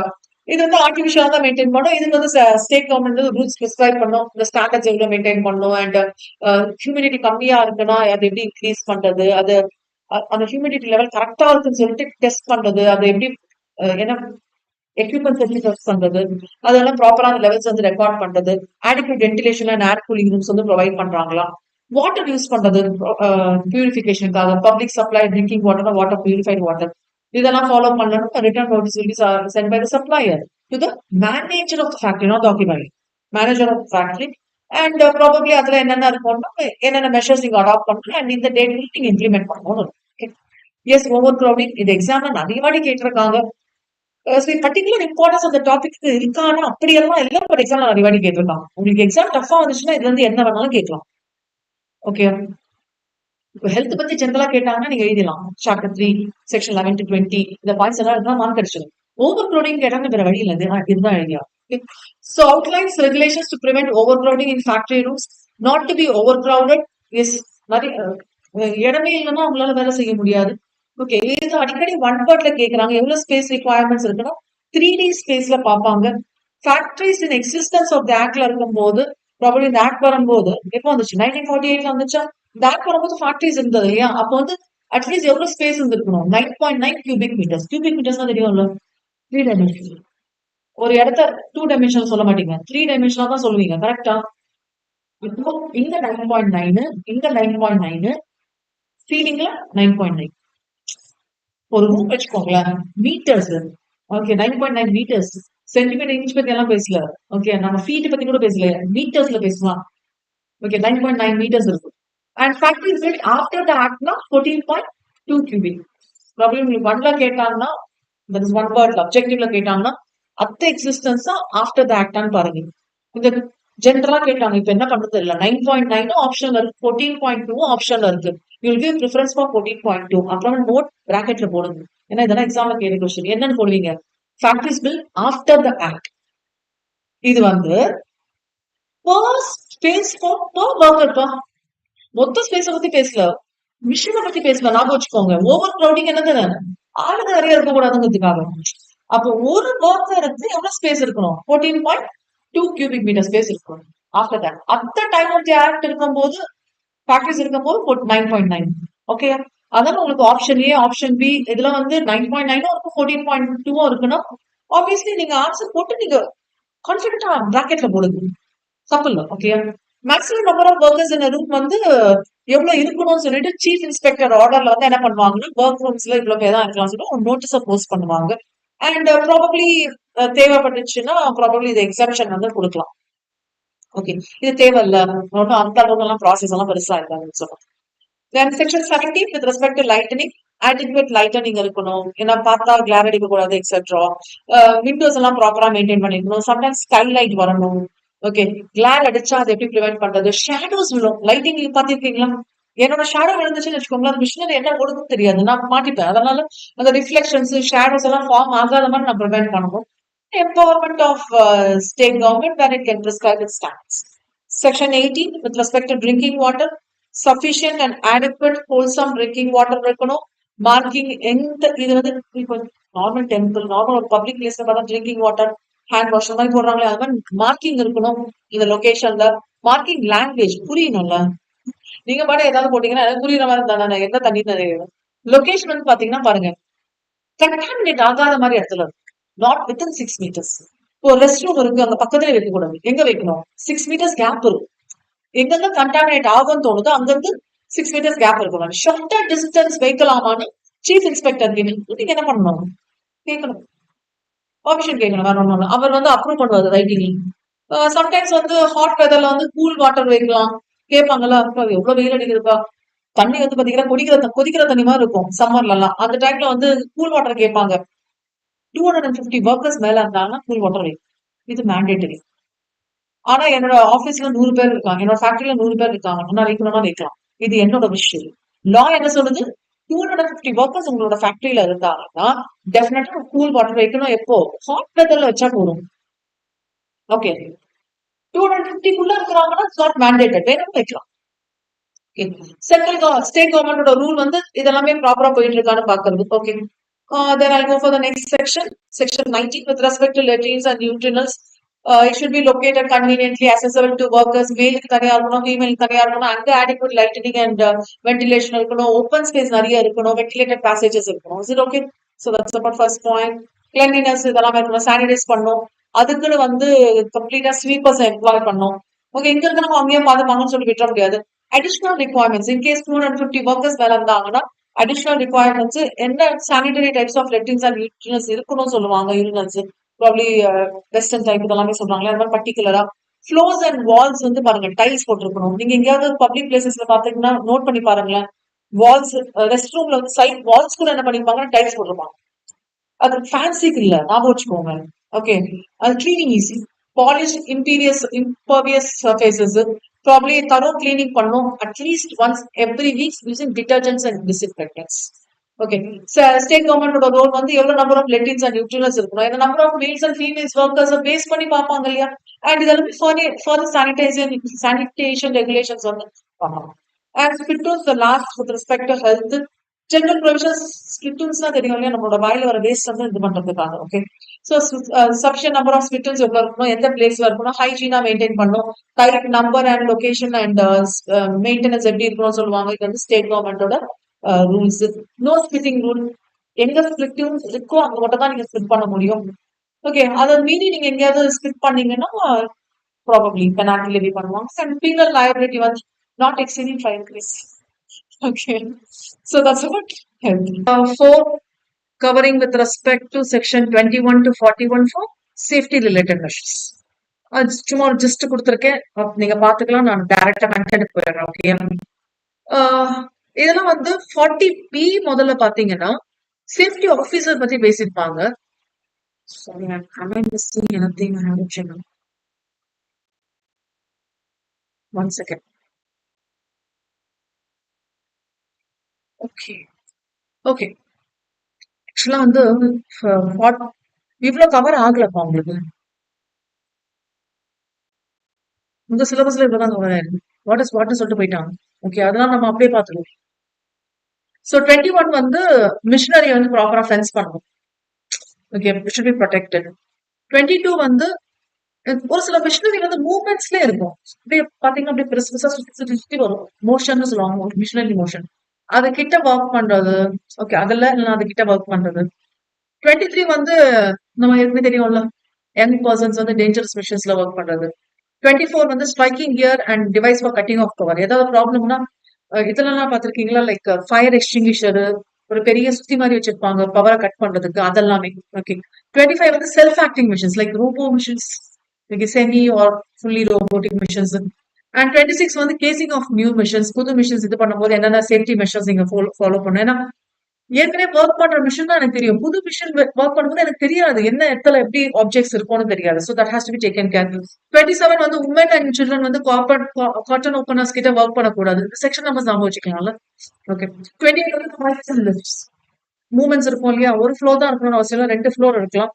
லிஃப்ட்ஸ் தான் தெரியும் உங்களுக்கு. ஓகே, இட்ஸ் அ க்ளோஸ்ட் இது. ஹாய்ஸ்ட்னா இந்த கன்ஸ்ட்ரக்ஷன் ஏரியாலாம் பாத்துருக்கீங்களா, பேஸ் மட்டும் இருக்கும், சைட்ல எதுவுமே இருக்காது. அது வந்து ஹாய்ஸ்ட். ஓகே, 29 வந்து லிஃப்டிங் மிஷின்ஸ், செயின்ஸ், ரோப்ஸ். இப்போ ஏதாவது ஒரு கிரெயின் மாதிரியா, அந்த மிஷின்ல கிரெயின் டைப்ல இருக்கும். இங்க இருந்து அங்க எடுத்து போடும், அங்க இருந்து இந்த எடுத்து போடும். ப்ராப்ளி இந்த சூடான ஐட்டம்ஸ் எல்லாம் ஒரு மிஷின்ல இருந்து இன்னொரு மிஷின் போடுறதுனா அது ரோபோஸே பண்ணும். அது செயின் கட்டி இருக்கும், அது ஒரு பிடிக்கிற மாதிரி ஒரு இது இருக்கும், அது கரெக்டா பிடிக்கணும்ல. So chains, ropes, lifting tackles சொல்லுவாங்க. ஓகே, அண்ட் 30 வந்து ரிவால்விங் மிஷினரி. ஓகே, ஏதாவது ஒரு மோஷன்ல இருக்கிறது அதர்வைஸ் பண்ணி. 31 ப்ரெஷர் பிளான்ஸ். 32 வந்து floors, stairs, means of access எல்லாம் சேஃப்டி மெஷர். என்ன சொல்லிருப்பாங்க, ஸ்லிப்பரியா இருக்கக்கூடாது, இதெல்லாம் சொல்லிருப்பாங்க. 33 வந்து pits, sumps, openings and close எல்லாம் இருக்குல்ல, ஓப்பன்ல வச்சிருக்க கூடாது. இப்போ நம்ம ஹெல்த்ல வந்து ப்ராப்பர் ட்ரைனேஜ் சிஸ்டம் சொல்றோம், அந்த ட்ரைனேஜ் சிஸ்டம் ஓப்பனிங் இருக்கக்கூடாது. அதுல நம்ம விழுந்துருவோம், இல்லைன்னா ஏதாவது கேரி பண்ணும்போது விழ சான்சஸ் இருக்கு. Okay, and 34 excessive weights carry பண்ணக்கூடாது. சரி, ஒரு பர்சன் எவ்வளவு வெயிட் கேரி பண்ணணும்னு இருக்கு. அதனால யங் பர்சன் சொல்லும்போது சர்டிஃபைங் சர்ஜன் வந்து சர்டிஃபை பண்ணா மட்டும் தான் உள்ள போக முடியும்னு இருக்கு. 35 வந்து ஐஸ் ப்ரொடெக்ஷன். நீங்களே பார்த்துருப்பீங்க, ஏதாவது ஃபேக்டரிஸ் எல்லாம் போனீங்கன்னா அதுக்குன்னு ஒரு கிளாஸ் கொடுத்துருப்பாங்க, அந்த கிளாஸ் அந்த ப்ரொடெக்ஷன் தான் போகும். அண்ட் 36 வந்து டேஞ்சரஸ் ஃபியூம்ஸ், கேசஸ் எல்லாம் இருக்குன்னா அதுக்கு என்ன ப்ரிகாஷனரி மெஷர்ஸ் எடுக்கணும். 36A வந்து போர்ட்டபிள் எலக்ட்ரிக் லைட்ஸ் யூஸ் பண்ணணும். சம்டைம்ஸ் அந்த இடம் வந்து கொஞ்சம் டார்க்கா இருக்குன்னா நீங்க ஈஸியா டிராவல் பண்ணிட முடியாது, அதனால போர்ட்டபிள் எலக்ட்ரிக் லைட்ஸ் யூஸ் பண்ணணும். 37 வந்து எக்ஸ்ப்ளோசிவ்ஸ் எல்லாம் இன்ஃபிளேமபிள் டஸ்ட் கேஸ் இருக்குன்னு என்னன்னு பார்க்கணும். 38 வந்து ஃபயர்லாம் வர மாதிரி இருந்துச்சுன்னா அது ஃபயர் வராம இருக்கிறதுக்கு என்ன ப்ரிகாஷனரி மெஷர்? ஏன்னா அந்த ப்ராசஸ்ல வந்து டக்குனு ஸ்பார்க் ஆயிடும். ஓகே. அண்ட் 39 வந்து என்ன ஸ்பெசிஃபிகேஷன்ஸ் ப்ராபபிலி டிஃபெக்டிவ் பார்ட்ஸ் இல்லைனா இதெல்லாமே செக் பண்ணும்போது ஏதாவது ஸ்பெசிஃபிகேஷன்ஸ் இருக்கு அதெல்லாம் பார்ப்பாங்க. Safety of buildings and machinery பார்ப்பாங்க. 40A ப்ராபபிலி இதுவும் செக்ஷன் நம்ம ஞாபகம் வச்சுக்கலாம். மெயின்டெனன்ஸ் ஆஃப் பில்டிங்ஸ் வந்து 40A, சேஃப்டி ஆஃபீஸர்ஸ் இருக்குன்னு சொல்றாங்களே அதெல்லாம் நம்ம இங்க பார்க்க போறோம் 40B அண்ட் 41 வந்து power to make rules supplement this chapter. இது தவிர வேற ஏதாவது வேணும்னா பண்ணிக்கலாம். So safety officers section 40B cover ஆகுறாங்க. 1000 ஒர்க்கர்ஸ் இருந்தா சேஃப்டி ஆஃபீஸர் தான் போகும். அது கீழே இருக்கிறாங்கன்னா நீங்க வச்சுக்கலாம். It's not mandated by law. Okay. Only it's mandated by லானா இங்க மென்ஷன் பண்ணிருக்காங்க 1000 workers. 1000 or more then that. And என்ன மாதிரியான ஆபரேஷன்ஸ் அண்ட் ப்ராசஸ்க்கு வந்து கட்டாயமா வேணும்னு பாத்தீங்கன்னா எங்கெல்லாம் வந்து பாடிலி இன்ஜுரி, பாய்சனிங், டிசீஸ் வருமோ, எனி ஹசார்டஸ் டு ஹெல்த் நம்ம ஷெட்யூல் 1, 3 பார்த்தோம் இல்லையா அதை பேஸ் பண்ணி அப்பெல்லாம் வந்து ஆபீசர்ஸ் வந்து எவ்வளவு நம்பர் ஆஃப் ஆபீசர்ஸ் வேணும்னு சொல்லுவாங்க. இது ஜென்ரலா ஆபீசர்ஸ் சொல்றாங்க. பட் எவ்வளவு ஆபீசர்ஸ் சொல்லும் புரியுதா? 1000 பேர் இல்லைன்னா மோர் தென் 1000 இருந்தா ஆபீசர்ஸ் பட் எவ்வளவு ஆபீசர்ஸ் நமக்கு தெரியாது. ஓகே. அண்ட் ஹசார்டஸ் ப்ராசஸ் இது வந்து 4A கவர் ஆகும். மொத்தமா 12 சாப்டர்ஸ். சாப்டர் 1, 2, 3, 4 பாத்தீங்கன்னா 12 இருக்காது, 11 தான் இருக்கும். நீங்க நோட் பண்ணீங்களான்னு தெரியல. ஓகே. டர்ன் பண்ணி பாருங்க வெரி ஃபர்ஸ்ட் பேஜ்ல சாப்டர் 1 to 11 தான் போட்டிருப்பேன். விச் மீன்ஸ் 4Aங்கிறது என்னது ஹசார்டஸ் ப்ராசஸ்க்காக இருக்கு. அதுல இது கொஞ்சம் நோட் பண்ணிக்கோங்க. ஏன்னா பெனால்டில திரும்ப இந்த செக்ஷன்ஸ் நம்ம ரிப்பீட் பண்ணுவோம். 41A இருந்து 41H வரைக்கும் இதை பத்தி டிஸ்கஸ் பண்ணுவோம். 41A வந்து எதை பத்தி பேசுதுன்னா சைட் அப்ரைசல் கமிட்டின்னு சொல்லிட்டு ஒன்னு கான்ஸ்டியூட் பண்ணணும். அண்ட் அவங்களோட ரோல் வந்து அட்வைசரி கமிட்டி. இவங்க வந்து இந்த மாதிரி ஒரு ஃபேக்டரி ஓபன் பண்ண போறாங்க, எஸ்டாப்ளிஷ் பண்ண போறாங்க, இதுல ஹசார்டஸ் ப்ராசஸ் இன்வால்வ் ஆகும்னு சொன்னா இவங்க இந்த அப்ளிகேஷன் வந்து எக்ஸாமின் பண்ணி பார்ப்பாங்க. அதுக்கு பிறகு தேவைப்பட்டுச்சுன்னா சென்ட்ரல் கவர்மெண்ட்டுக்கு வந்து என்ன ப்ராசஸ் இதுல இருக்கு, என்ன மாதிரியான ரெக்கமெண்டேஷன்ஸ் ப்ரொவைட் பண்ணு சொல்லிட்டு சென்ட்ரல் கவர்மெண்ட்டுக்கு 90 டேஸ்க்குள்ள அந்த அப்ளை பண்ணிருப்பாங்களே அங்கிருந்து 90 டேஸ்க்குள்ள அனுப்புவாங்க. அண்ட் இதுல வந்து வேற ஏதாவது இன்ஃபர்மேஷன் உங்களுக்கு எக்ஸ்ட்ராவா தேவைப்பட்டுச்சுன்னா they will call for them. இதெல்லாம் சைட் அப்ரைசல் கமிட்டி பண்ணுவோம். இப்ப பாருங்களேன் பேரு சைட் அப்ரைசிங், சைட் பாக்குறது. Okay. And probably they have to get the approval from the central board or state board for pollution. So much authorities on that one. And other related provisions 41A to H என்னென்ன இருக்கு just ஒரு idea தான் பாக்குறோம். 41A வந்து appraisal committee constitute பண்றது. Compulsory disclosure of information பத்தி ஆக்கிபயர் பண்ணும். 41C வந்து ஸ்பெசிபிக் ரெஸ்பான்சிபிலிட்டி ஆக்கிபயருக்கு இருக்கு. ஆக்கிபயர் has to completely take the responsibility. ஆனா ஹசார்டஸ் ப்ராசஸ் வந்து அவருக்குன்னு ஸ்பெசிபிக் ரெஸ்பான்சிபிலிட்டி இருக்கு. ஓகே. 41D வந்து சென்ட்ரல் கவர்மெண்ட்டுக்கு என்கொயரி கமிட்டி அப்பாயிண்ட் பண்றதுக்கு ரைட்ஸ் இருக்கு. Standards of health and safety வந்து என்கொயர் பண்றதுக்கு ரைட்ஸ் இருக்கு. 41E with respect to emergency standards. F வந்து எவ்வளவு வந்து கெமிக்கல் அண்ட் டாக்ஸிக் சப்ஸ்டன்சஸ் வந்து நீங்க எக்ஸ்போஸ் பண்ணலாம். ஸோ பர்மிசபிள் லிமிட்ஸ் இது வந்து நம்ம ஷெட்யூல்குள்ள பார்த்தோம்ல. 41G ஒர்க்கர்ஸோட participation, safety management safety committee ஒன்னு ஃபார்ம் பண்ணுவாங்க. அதுல ஆக்கிபயர் இருப்பாங்க, ஒர்க்கர்ஸ் அண்ட் மேனேஜ்மெண்ட்ஸோட ரெப்ரஸன்டேஷன் இருக்கும். ஸோ ஒரு 10 பேர் இருக்காங்கன்னா 5 பேர் வந்து ரெப்ரஸன்டேஷன் ஆஃப் ஒர்க்கர்ஸ், 5 பேர் வந்து மேனேஜ்மெண்ட் இருப்பாங்க. ஓகே. அண்ட் அவங்களோட ரோல் வந்து they will cooperate and they will come to know with they'll come to a conclusion என்ன மாதிரியான சேஃப்டி அண்ட் ஹெல்த் மெஷர்ஸ் இருக்கணும்ட்டு. நார்மலா ஹெல்த் மெஷர்ஸ் அங்க இருக்கும், நார்மலா சேஃப்டி மெஷர்ஸ் இருக்கும். அது இல்லாம ஹசார்டஸ் ப்ராசஸ் வந்துச்சுன்னா இது வந்துடும். ஓகே. 41H வந்து இந்த மாதிரி டேஞ்சர்ஸ் எல்லாம் இதுல இருக்குன்னு சொல்லிட்டு நம்ம தெரியப்படுத்தும். ஏன்னா ஒர்க்கர்ஸ் வந்து அல்டிமேட்டா எனக்கு எங்கேயாவது வேலை கிடைக்காதா அப்படின்னு வந்து எவ்வளவு பேர் ஜாயின் பண்ணுவாங்க. ஒரு 1000 ரூபாய், 2000 ரூபாய், 10,000 ரூபாய், 15,000 ஜாயின் பண்ணுவாங்க. அப்போ அவங்களுக்கு வந்து நம்ம என்னென்ன டேஞ்சர்ஸ் இல்லைன்னு சொல்லிட்டு நம்ம உள்ள கொண்டு வர கூடாது. பிகாஸ் ரைட் டு லிவ் இருக்குல்ல, ரைட் டு நோ இருக்குல்ல.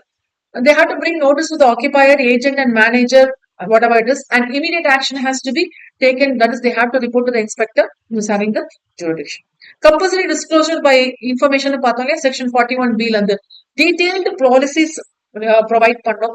எல்லா information regarding the dangers பத்தி நீங்க மெஷர்ஸ் எல்லாம் சொல்லணும். இந்த என்ன மெஷர்ஸ் நீங்க ஃபாலோ பண்ணா இந்த இதுல இருந்து ஓவர் கம் பண்ண முடியும். ப்ராப்ளி இது எனக்கு டைம் இல்லாதனால நான் அப்படியே போட்டேன். கைலி experience that.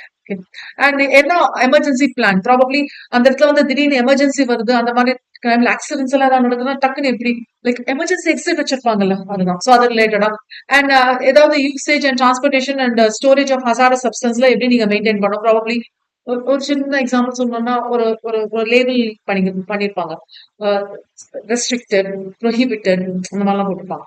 Okay. With respect to 41C, specific responsibilities to the occupier.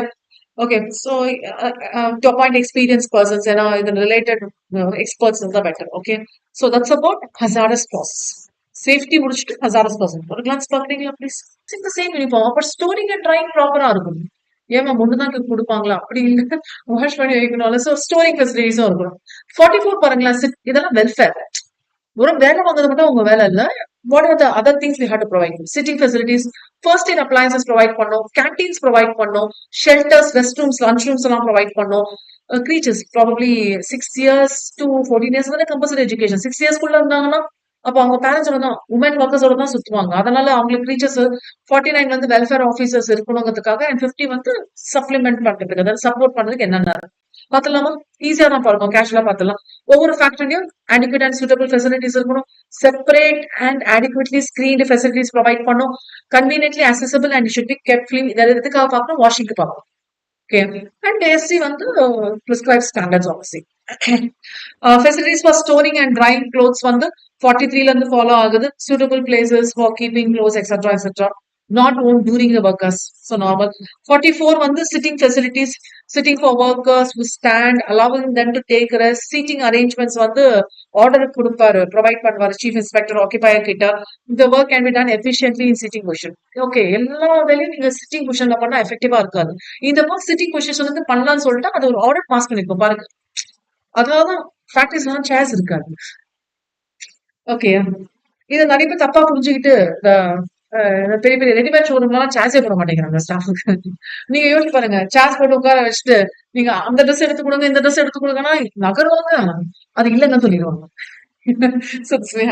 நான் applicability probably particular specified factory, இதெல்லாமே நோட்டிபிகேஷன்ல வரும்பா, இதுக்கெல்லாம் இது பொருந்தாது, இதெல்லாம் தேவையில்லை அப்படிங்கிறது exception. With respect to 45 must provide first aid boxes. எத்தனை பேர் கொஞ்சம் பாருங்க, 150 workers மேல இருந்தா அட்லீஸ்ட் ஒன் ப்ரொவைட் பண்ணும். அப்போ ஃபர்ஸ்ட் எய்டுங்கிறது 150 ஒர்க்கர்ஸ் இருந்தாதானா, மேண்டேட்டட் வந்து 150 ஒர்க்கர்ஸ். கம்மியா எடுத்து வச்சுக்கிட்டாலும் ஓகே தான். ஒன்லி பிரிஸ்கிரைப்ட் ஐட்டம்ஸ் இருக்கணும். ஏகப்பட்ட ஐட்டம்ஸ் வச்சுக்க கூடாது. ஃபர்ஸ்ட் எய்ட் பாக்ஸ் தான், அந்த பாக்ஸ் ஓபன் பண்ணா என்ன யூஸ் பண்ணணும் கூட தெரியாம போயிடக்கூடாது. So first eight items and at same time அது யார் யூஸ் பண்ணணும்னு இருக்கணும், ட்ரெயின்ட் பர்சன் யூஸ் பண்ணுவோம். ஓகே, ஓவர் தென் 500 ஒர்க்கர்ஸ் இருந்தாங்கன்னா ஒரு ஆம்புலன்ஸ் ரூம் இருக்கணும், அதுல எக்யூப்மெண்ட், மெடிக்கல் ஸ்டாஃப் இருக்கணும், அண்ட் அவைலபிள் ஹார்ஸ்ல ஒர்க்கிங் ஹார்ஸ்ல அவைலபிளா இருக்கும். வித் ரெஸ்பெக்ட் டு 46 இந்த எக்ஸாம்ல கேட்டிருக்காங்க, அப்ளிகபிலிட்டி 250 ஒர்க்கர்ஸ் மேல இருந்தாங்கன்னா கட்டாயமா வந்து கேன்டீன் இருக்கணும்.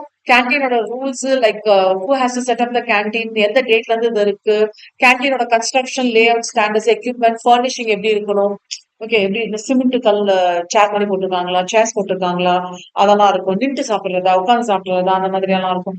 ஃபுட் ஸ்டவ்ஸ் என்ன சர்வ் பண்ண போறீங்க, அவங்களோட பிரைசஸ் என்னது, இதுக்குன்னு ஒரு மேனேஜ்மெண்ட் கமிட்டி வந்து கான்ஸ்டியூட் பண்ணுவாங்க. இதுல யார் இருப்பாங்கன்னா ரெப்ரஸன்டேஷன் ஆஃப் தி ஒர்க்கர்ஸும் இருப்பாங்க. இந்த காஸ்ட்டை வந்து யார் பேர் பண்ணணும்? எம்ப்ளாயர் பேர் பண்ணணும். அண்ட் டேஸ் ஆப்வியஸ்லி இது வந்து டெலிகேட் பண்ணலாம் powers. Okay, and case laws நீங்க பாத்துக்கலாம். நெக்ஸ்ட் வந்து I'll go for section 47 shelters, rest rooms and lunch rooms இருக்கிறது. அப்ளிகபிலிட்டி எத்தனை ஒர்க்கர்ஸ் இருந்தா இது இருக்கணும்? 150 ஒர்க்கர்ஸ்க்கு மேல இருந்தா இருக்கணும். இது தவிர ட்ரிங்கிங் வாட்டர், இப்ப அவங்க வீட்டுல இருந்து கொண்டு வருவாங்கல்ல சாப்பாடு, ஓகே, அதை சாப்பிடுறதுக்கு இடம் இருக்கும். ஓகே, நீங்க வந்து வீட்டுல இருக்க சாப்பாடெல்லாம் சாப்பிடக்கூடாதுன்னு சொல்லக்கூடாது. நீங்க என்ன ஹோட்டல்ல இல்ல இல்லையா, ஒர்க் பிளேஸ் இல்லையா? சோ கேன்டீன்ஸ் வந்து இப்ப நம்ம பார்த்தோம் இல்லையா, செக்ஷன் 47ல கேன்டீன்ஸ் பார்த்தோம் இல்லையா, அதோட ப்ரொவிஷன்ஸ் எல்லாம் எல்லாமே வந்துடும். ஓகே, அண்ட் ப்ரொவிஷன் ஃபர்தர்ல பாத்தீங்கன்னா லஞ்ச் ரூம் எக்ஸிஸ்ட் ஆச்சுன்னா no worker shall eat any food in the work. ஒரு லஞ்ச் ரூம் கொடுத்துட்டீங்கன்னா ஒர்க் ரூம்ல உட்கார்ந்து சாப்பிடக்கூடாது. ஓகே, சஃபிஷியன்ட் லைட்டிங் இருக்கணும். அது தவிர வந்து ஸ்டேட் கவர்மெண்ட் வந்து கன்ஸ்ட்ரக்ஷன் அகாமடேஷன் அதெல்லாம் ஏதாவது ஃபேக்டரிஸ் இது தேவையில்லைன்னு சொன்னாலும் எக்ஸம்ஷன்ஸ் வந்து ப்ரொவைட்.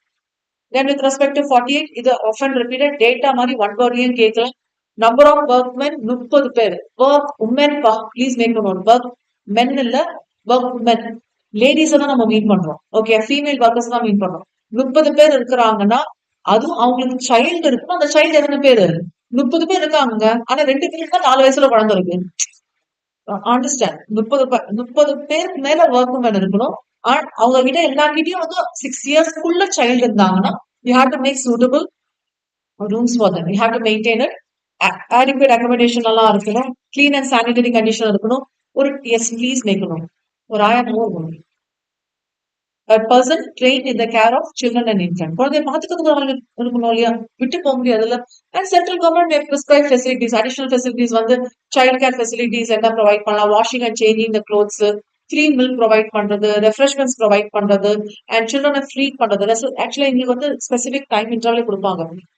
இன்ஃபேக்ட் வந்து எனக்கு particular welfare officer with respect to section 49 எத்தனை பேர் பார்க்கணும் வெல்ஃபேர் ஆஃபீஸர்னா மினிமம் 500 பேர் இருக்கணும். இந்த டேட்டா மட்டும் தான் ஞாபகம் வச்சுக்கணும் நீங்க. ஓகே, வேற ஆப்ஷன் இல்லைன்னா எக்ஸாம்ல கேட்டாங்க கொஞ்சம் இன்கேஸ் கொஸ்டின் டஃபா வந்துச்சுன்னா இதெல்லாம் உங்களுக்கு ஒன் வேர்ட்லயும் கேட்க சான்சஸ் இருக்கு, தியரி கொஸ்டின்லயும் கேட்க சான்சஸ் இருக்கு.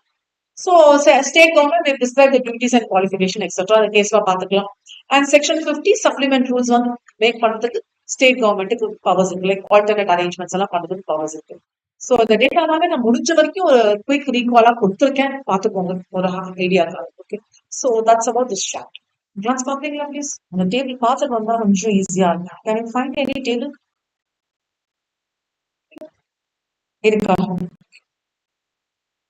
இந்த டேபிள் பாருங்களேன், இதை ஃபுல் கண்டென்ட் அதுதான். குயிக் ரீகால் செக்ஷன் ஆர்டர்ல இருக்காது, டேட்டாக்காக தான் அது கொடுத்துருக்கேன். ஓகேயா? Weekly not to be more than 48 hours. ஒரு வாரம் ஒர்க் பண்றாங்கன்னா 48 hours மேல ஒர்க் பண்ணக்கூடாது. அது எந்த வாரமா இருந்தாலும் பரவாயில்ல. டெய்லி வந்து 9 hours மேல ஒர்க் பண்ணக்கூடாது. இந்த ஸ்ப்ரெட் ஓவர்னு சொல்லுவாங்க. ஸ்ப்ரெட் ஓவர்னா பிரேக் எல்லாம் வருது எங்க, அப்போ வந்து மேக்ஸிமம் 10.5 hours மேல பாஸ் பண்ணக்கூடாது. ஓகே, ஒரு சில கேசஸ்ல ஸ்டார் போட்டிருக்கேன், ஒரு சில கேசஸ்ல 12 hours சொல்லியிருப்பாங்க. ஓவர் டைம் ஒர்க் பண்றாங்களே, இப்ப 9 hours மேல ஒர்க் பண்றது ஒரு நாளைக்கு, இல்லைன்னா வந்து 48 hours மேல பர் வீக்கு ஒர்க் பண்ணா அது ஓவர் டைம் சொல்லுவோம். அது வந்து எக்ஸ்ட்ரா வேரிஸ். இப்போ again you can ask me, நீங்க வந்து ஒர்க் பண்ண கூடாதுன்னு சொல்றீங்களே, இது ஜென்ரல். ஓவர் டைம்ல ஒர்க் பண்ணது இன் பர்டிகுலர். ஓகே, சைல்டு வந்து 4.5 hours மேல ஒர்க் பண்ணக்கூடாது. இன்டர்வல்ஸ் ஆஃப் ரெஸ்ட் கொடுக்குறீங்க இல்லையா, அது எப்படிங்க? ஒரு 1 hour ஒர்க் பண்ணி இன்டர்வல் எடுத்துக்கலாமா? எல்லாம் 9 ஹவர்ஸ்ல வந்து கண்டினியூஸா 7 ஹவர்ஸ் ஒர்க் பண்ணலாமா? அப்படி இல்ல. நோ பீரியட் ஷால் எக்ஸீட் மோர் தென் 5 hours. அப்படின்னா இந்த டைம்ல வந்து நீங்க ஜாப்ல என்டர் ஆகுறீங்கன்னா அட்லீஸ்ட் 5 ஹவர்ஸ்க்குள்ள ஒரு பிரேக் ஆச்சு எடுத்துக்கணும். கண்டினியூஸ் 5 ஹவர்ஸ் ஒர்க் பண்ணக்கூடாது. அண்ட் இன்டர்வல் ஃபார் ரெஸ்ட்ங்கிறது எவ்வளவு இருக்கலாம்? ஹாஃப் அன் ஹவர் இருக்கலாம். இப்போ இந்த பாயிண்ட்டுக்கு வாங்க. Let me clean the board one second. இப்போ இந்த பாயிண்ட்டுக்கு வாங்கலாம். You can check over here. 9 hours maximum spread over inclusive of the intervals பாத்தீங்கன்னா 10.5 hours. அப்ப எத்தனை பிரேக் போடலாம்னு இருக்கு? லஞ்ச் டைம் எல்லாம் சேர்த்து ப்ராபப்ளி ஹாஃப் அன் ஹவர் சொல்லி, இப்போ லஞ்ச் டைம்ல 1 hour எடுத்துப்பாங்க. அப்போ மேக்ஸிமம் வந்து 10 hours மேல போகும். அப்போ அதுலயே நீங்க லஞ்ச் டைம் ப்ரொவைட் பண்ணிக்கலாம், லஞ்ச் டைம் சேர்த்து தான் சொல்றாங்க. ஓகே, உமன் எம்ப்ளாயியா இருந்தா, ஓகே, உமன் எம்ப்ளாயியா இருந்தா 7 PM to 6 AM ஒர்க் பண்ணணும். இதெல்லாம் நாட் டு பீபா, பண்ணக்கூடாதுன்னு பேசிட்டு இருக்கோம். 7 PM to 6 AM நைட்ல ஒர்க் பண்ணக்கூடாதுங்கிறாங்க, வேற ஒன்றும் இல்லை. ஒரு சில கேசஸ்ல மட்டும் ஸ்டார் போட்டிருக்கேன் பாருங்க, ஒரு சில கேசஸ்ல மட்டும் 10 PM to 5 PM ஒர்க் பண்ணக்கூடாது. அப்படின்னா 7 PM to 10 PM ஒர்க் பண்ணலாம். ஓகே தானே? ஃபீமேல் சைல்டா இருந்தா டூரிங் நைட் ஒர்க் பண்ணக்கூடாது. And 7 PM to 8 PM 8 AM work பண்ணக்கூடாது. குழந்தைங்க நல்லா தூங்கணும்னு சொல்லுவாங்க.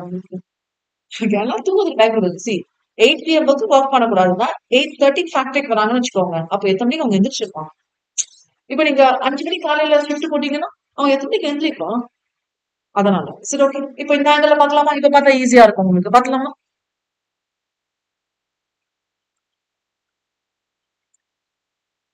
ஓகே, அப்படியே ஜாயின் பண்ணிக்கோங்க. கேஷுவலா டிக் பண்ணிட்டே வர. செக்ஷன் 51 உங்களுக்கு தெரியும், மோர் தென் 48 hours ஒர்க் பண்ணக்கூடாது. செக்ஷன் 52 தெரியும், வீக்லி ஹாலிடே. 52 பார்க்கலாம். வீக்லி ஹாலிடேஸ் வந்து யூஸ்வலா சண்டே வந்து வீக்லி ஹாலிடே பண்ணும். First day of the week வந்து நம்மளுக்கு என்னது? சண்டே. ஆக்ட்ல வந்து சண்டேன்னு சொல்லியிருக்க மாட்டாங்க, செட் டேட்னு சொல்லியிருப்பாங்க. ப்ராபப்ளி இந்த சண்டே இப்போ 7 days ஆஃப் த வீக்ல இது சண்டே இல்லையா, அப்போ இது இந்த வீக்கோட சப்சிக்வெண்ட் 7 days. இதுக்கு ஏர்லியர் வீக்கோட சப்சிக்வெண்ட் 5 days முன்னாடி ப்ரிஃபரிங் 7 days. இங்க இருந்து 3 நாள் இல்ல இங்க இருந்து 3 நாள் ஒர்க் பண்ணியிருந்தாலும் கட்டாயமா ஒரு பிரேக் எடுத்துக்கும் பாருங்க. It's not on the 3 days immediately before or after the set date. கண்டினியூஸா 7 நாள் ஒர்க் பண்ணக்கூடாது, வேற ஒன்றும் இல்லை. கன்ஃபியூஸ் ஆகாது. ஓகே, நோட்டீஸ் வந்து ப்ரொவைட் பண்ணும் whichever is earlier before the set date or substituted date. In case வந்து ஏன் சப்ஸ்டியூட்டட் டேட்னா இன்கேஸ் வந்து சண்டே லீவ் விட முடியாது. ஏன்னா ஒரு சில ஜாப்ஸ் எல்லாம் பாத்தீங்கன்னா இப்போ for example sugar cement industry எல்லாம் ஓடிக்கிட்டே இருக்கும், ஸ்டாப் பண்ண மாட்டான். ஓகே, அந்த மாதிரி கேசஸ்ல வந்து நீங்க எப்படி சண்டே லீவ் விடுவீங்க? அப்ப என்ன பண்ணுவீங்க? சண்டே வந்து இன்னொரு நாள் leave. So that's calling for substituted leave. இது வந்து ஒரு நோட்டீஸ் வந்து மேனேஜர் இஷ்யூ பண்ணுவாரு அந்த இன்ஸ்பெக்டர்ஸ் ஆஃபீஸ். இப்போ வந்து எந்த இன்டென்ஷனோட இந்த சப்ஸ்டியூஷன் டே ப்ரொவைட் பண்றீங்கன்னு சொல்லிட்டு இது வந்து ஃபேக்டரியோட ஸ்டாண்டிங் ஆர்டர்ஸ்னு ஒரு ஆக்ட் இருக்கு, இண்டஸ்ட்ரியல் ஸ்டாண்டிங் ஆர்டர்ஸ். அதெல்லாம் வந்து இப்போ ஏதாவது நோட்டீஸ் எல்லாம் ப்ரொவைட் பண்றீங்கன்னா எந்த இடத்துல ப்ரொவைட் பண்ணணும், ஏதாச்சும் தெரியற மாதிரி ஒரு இடத்துல ப்ரொவைட் பண்ணணும். ஓகே, அந்த மாதிரி இருக்கும். யூஸ்வலா ப்ரொவிஸோ வந்து என்னன்னா கண்டினியூஸா 10 days மேல ஒர்க் பண்றாங்கன்னா சப்ஸ்டியூஷன் வந்து சப்ஸ்டியூஷன்லாம் கொடுக்க மாட்டாங்க. கம்பல்சரி ஹாலிடே இருக்கும். கண்டினியூஸா 10 டேஸ் வந்து ஒர்க் பண்ணாங்க. ஓகே. அங்க கண்டினியூஸா 7 டேஸ் ஒர்க் பண்ணக்கூடாது. 6 டேஸ் தான் ஒர்க் பண்ணுவாங்க. எனி வீக்ங்கிறது சண்டே வீக் தான் சொல்றோம். ஏதாவது ஒரு ரீசன்னால கண்டினியூஸா 10 டேஸ் ஒர்க் பண்ண வந்துச்சுன்னா கண்டிப்பா 11th டே வந்து லீவ் இருக்கும். Okay. Cancellation of notice probably இதை வந்து கேன்சல் பண்றாங்கன்னா it be deliver to the inspector. அதுவும் வந்து அந்த செட் டேட் எல்லாம் ஹாலிடேக்கு முன்னாடி வந்து இந்த மாதிரி இந்த ஹாலிடே வந்து கேன்சல் அப்படின்னு சொல்லிட்டு மென்ஷன் பண்ணும். ஓகே. நீங்க மட்டும் உங்க இஷ்டத்துக்கு வந்து நாளைக்கு கேன்சல் போட முடியாது. இல்ல ஷுட் பி ப்ராப்பர்லி எஃபெக்டிவ் இல்லையா? அண்ட் வீக்லி ஹவர்ஸ் கம்ப்ளீட் பண்ணும் போது நம்ம பார்த்தோம் இல்லையா 48 ஹவர்ஸ் இந்த பேசிஸ்ல தான் கால்குலேட் பண்ணுவாங்க. செட் டேட்ங்கிறது first day of the week Sunday. இந்த செக்ஷன்ல வந்து பாத்தீங்கன்னா ரெஸ்ட் சொல்றோம் இல்லையா, அந்த ரெஸ்ட்ங்கிறது 1 ஃபுல் டே ஆஃப் ரெஸ்ட். இப்போ நான் ஷிஃப்ட் முடிச்சுட்டு எத்தனை மணிக்கு நம்ம போல சண்டே காலையில 10 மணிக்கு தான் நான் ஷிஃப்ட் முடிச்சுட்டு போயிருக்கேன். நான் நோட் பண்ணுங்க. சண்டே ஃபுல் டே லீவ்னு சொல்றீங்க. ஓகே. சண்டே எனக்கு ஷிஃப்ட் முடிஞ்சது காலையில 10 AM. அப்போ மண்டே திரும்ப 5 மணிக்கு ஷிஃப்ட் போடக்கூடாது. புரியுதா? So which means you need to have 1 full day which means 24 hours of rest இருக்கும். அந்த டைம்ல நீங்க என்ன பண்ணிக்கோங்க. ஃபேக்டரி வரக்கூடாது. சோ ஃபேக்டரி வரதுனாலே தட்ஸ் ஓகே. அதே மாதிரி இந்த ப்ரொவிஷன்ஸ் இந்த கேஸ் கால் வந்து என்ன சொல்லியிருப்பாங்கன்னா, this is the motor and machinery manufacture state of West பெங்கால்ல நடந்தது. இந்த கேஸ் கால் வந்து என்ன சொல்லியிருப்பாங்கன்னா, ஏதோ எந்த ஒரு இன்டென்ஷனும் இல்லாம இப்போ சண்டே பதிலா வேற ஏதாவது ஆர்பிட்டரியா வேற ஏதாவது டேஸ் வந்து நம்ம ஹாலிடே எடுத்துக்கலாமா? பண்ணக்கூடாது ஆக்சுவலா. Okay. Next compensatory holidays. So இதுக்கு பதிலா அந்த நாள் எடுத்துக்கிறது. இது வந்து ஆனுவல் லீவ் பேஜஸ் தான் நம்ம ஃபாலோ பண்ணணும். ஓகே. சோ ஜஸ்ட் இப்போதைக்கு தெரிஞ்சுக்கோங்க. அங்க நம்ம டீடைலா பார்க்க போறோம். டெய்லி ஹார்ஸ் வந்து பாத்தீங்கன்னா we know that you cannot work more than 9 hours. Okay. In case வந்து ஏதாவது எக்ஸ்டெண்ட் ஆகுற மாதிரி ப்ரீவியஸ் அப்ரூவல் நீங்க வாங்கிக்கணும். Intervals for rest as we know not to exceed more than 5 hours of a stretch and at least half an hour வந்து interval provide பண்ணும். இது வந்து இந்த மாதிரி எனக்கு இன்டர்வல்ஸ் ஆஃப் ரெஸ்ட் வராதுன்னா ரிட்டர்ன் ஆர்டர் வந்து நீங்க வாங்கணும். மொத்த ஷிஃப்டே 6 ஹவர்ஸ் தாங்க. அப்ப எப்படிங்க நீங்க ரிட்டர்ன் வரைக்கும் 1 hour 1.5 hours போச்சுன்னா எப்படிங்க அப்படின்னு கேட்பாங்க இல்லையா? சோ அதை பேஸ் பண்ணி so total number of hours work by worker without an interval does not exceed 6. இப்ப நான் சொன்னேன் இல்லையா, மொத்தமாவே 6 தான். அதுல எங்க இன்டர்வல் வர போகுது. அதனால அந்த மாதிரி பண்ணுவாங்க. Okay. Spread over maximum 10.5 hours தான். நைட் ஷிஃப்ட்ஸ் யூஸ்வலா நைட் ஷிஃப்ட்ஸ் வந்து ஒர்க் பண்ணக்கூடாது. ஸோ இது நமக்கு தெரியும். Okay. Then extra wages for work time. இது எக்ஸாம்ல கேட்க சான்சஸ் இருக்கு. Work over time. Over time வந்து 9 hours மேலேயோ 48 hours மேலேயோ ஒர்க் பண்ணா டே அண்ட் வீக் வேஜஸ் வந்து எவ்வளவு பே பண்ணோம்? 2 times of the ordinary rate of wages. Ordinary rate of wages அது பேசிக் வேஜஸ், அலவன்சஸ், இந்த ஃபுட் கிரெயின்ஸ் அதர் ஆர்டிகல்ஸ் எல்லாம் கன்செஷனல் அமௌண்ட்ல கொடுத்துருப்பாங்க. அதெல்லாம் அதுக்கெல்லாம் கேஷ் ஈக்குவலண்ட். ஓகே. 1500 ரூபாய் இருக்கிறது 1000 ரூபான்னு கொடுத்துருப்பாங்க. அந்த 1000 ரூபாய்ங்கிறது ஃபுட் கிரெயின்ஸா கொடுத்துருப்பாங்க. அரிசி, பருப்பு. ஓகே. இல்லைன்னா சின்ன சின்ன ஆர்டிகல்ஸ் ஏதாவது வாங்கியிருப்பாங்க. ஓகே. வீட்டுக்கு தேவையான மேட் அது இதுன்னு ஏதாவது வாங்கி இதெல்லாம் கன்செஷனல் ரேட்ல 1000 ரூபாய் கொடுத்துருக்காங்களா? இப்ப அந்த 1000 ரூபாய் வந்து கேஷா வச்சா அது ஆர்டினரி ரேட் ஆஃப் வேஜஸ் தான் கன்சிடர் பண்ணிக்கலாம். Deem to ordinary rate of wages actually இது வந்து நம்ம ஓவர் டைம் தானே சொல்றோம். நீங்க 2 hours எக்ஸ்ட்ரா ஒர்க் பண்ணீங்கன்னா இது 3 hours எக்ஸ்ட்ரா. அப்ப டைம்ல பார்க்கும்போது பீஸ் ரேட்ல ஒர்க் பண்ணாங்கன்னா அப்போ டெய்லி ஆவரேஜ் வந்து full time earnings for the day பார்க்கலாம். அதுதான் வந்து டீம் டு ஆர்டினரி வேஜஸா இருக்கும். சோ ப்ராபப்ளி எந்த மந்த் நம்ம பேசுறோமோ அந்த மந்தோட ப்ரிசீடிங் மந்த்துக்காக நம்ம பாக்குறோம். இன்கேஸ் வந்து ப்ரிசீடிங் மந்த்ல அவ ஒர்க் பண்ணல இப்பதான் ஜாயின் பண்ணிருக்கான்னா இந்த வீக்கோட வச்சு பாத்துக்கலாம். Okay. So month not week. இந்த வீக் இல்ல ப்ரீவியஸ் வீக். ப்ரீவியஸ் மந்த் வந்து ப்ரீவியஸ் வீக் வச்சு பாக்கலாம். ஓகே. மத்தபடி ஆஸ் யூசுவல் கால்குலேஷன் தான். Cash equivalent of food grains and other articles சொல்றீங்க. அந்த கேஷ் ஈக்குவலண்ட் எப்படி கால்குலேட் பண்ணுவீங்க அப்படின்னு பார்க்கும்போது ஃபுட் கிரெயின்ஸ் அண்ட் ஆர்டிகல்ஸ் தரீங்க. ஒரு ஒரு ஒரு ஃபேமிலிக்கு ஒரு மாசத்துக்கு 5 கிலோ அரிசி தரீங்கன்னு வச்சுக்கலாம். அவன் 10 கிலோ வாங்கியிருப்பான். எனக்கு கன்செஷன் ரேட். அப்போ 10 கிலோ நீங்க கேஷ் ஈக்குவலன்ட் போடுவீங்களா? இல்லையா? அப்போ அது வந்து என்ன கால்குலேட் பண்ண சொல்லலாம். ஸ்டாண்டர்ட் ஃபேமிலிக்கு எவ்வளவுங்க தேவைப்படும்? அப்போ ஸ்டாண்டர்ட் ஃபேமிலினா என்னது? ஒரு ஒர்க்கரு, அவங்களோட ஒய்ஃப், ஹஸ்பண்ட் எல்லாம் 2 சில்ட்ரன் இருக்கிறாங்க. அந்த சில்ட்ரன் யாரு? Below the age of 14 years. என்ன மீன் பண்ணாங்கன்னா எல்லாமே என்னது கன்செஷனல் வந்துடக்கூடாதுன்னு மீன் பண்றாங்க. Okay. And requiring all 3 adult consumption unit. Adult consumption unit எப்படி கால்குலேட் பண்ணுவாங்கன்னா மேல் அண்ட் ஃபீமேல் வந்து greater than 14 years of age இருந்தாங்கன்னா 1 அடல்ட் கன்சப்ஷன் 8% கால்குலேட் பண்ணா போதும். ஏதாவது ஒரு சைல்டு வந்து 14 இயர்ஸ் குள்ள இருந்தாங்க 6% ஆஃப் 1 அடல்ட் கன்சப்ஷன் போட்டா வரும். அடல்ட் கன்சப்ஷன் வந்து எவ்வளவு சாப்பிடுவாங்கன்னு கேக்குறாங்க. டீசென்டாக வைக்கணும்னு இல்ல. ஓகே. ஆக்சுவலா வந்து 14 இயர்ஸ் கம்ப்ளீட் பண்ணாலும் அவங்களை நம்ம ஃபீமேல் மெயில் சொல்லி டிஸ்டிங்விஷ் பண்ணுவோம். 14 இயர்ஸ் குள்ள இருந்தா ஜெனரலா சைல்டு தான் சொல்லுவோம். ஓகே. அண்ட் சென்ட்ரல் கவர்மெண்ட்டுக்கு சாரி ஸ்டேட் கவர்மெண்ட்டுக்கு பவர்ஸ் இருக்கு. ஓகே. அண்ட் கேஸ் லாஸ் பார்த்துக்கலாம். Section 60 often repeated double employment பண்ணலாமானா பண்ணக்கூடாது. ஒரு ஃபேக்டரியில ஒரு எம்ப்ளாய்மெண்ட், இன்னொரு ஃபேக்டரியில இப்போ இங்க இங்க வந்து என்னது 5 to 12 ஜாப் பண்ணிட்டு 12 1 o'clock 7 hours வச்சுக்கிட்டாலும் 2 o'clock 2 o'clock வரையும் ஒரு ஃபேக்டரியில ஒர்க் பண்ணிட்டு இங்க வந்து வேற ஒரு ஃபேக்டரியில 4 மணில இருந்து சாப்பிட்டு லஞ்ச் சாப்பிட்டு இன்னொரு ஃபேக்டரி போயிடுறாரு. அங்க போயிட்டு 4 மணில இருந்து 10 மணிக்கு ஒர்க் பண்றாரு. டபுள் எம்ப்ளாய்மெண்ட் பண்ணக்கூடாது. Restricted, please make note, is not prohibited. Restriction வேற, ப்ரோஹிபிட்டட் வேற.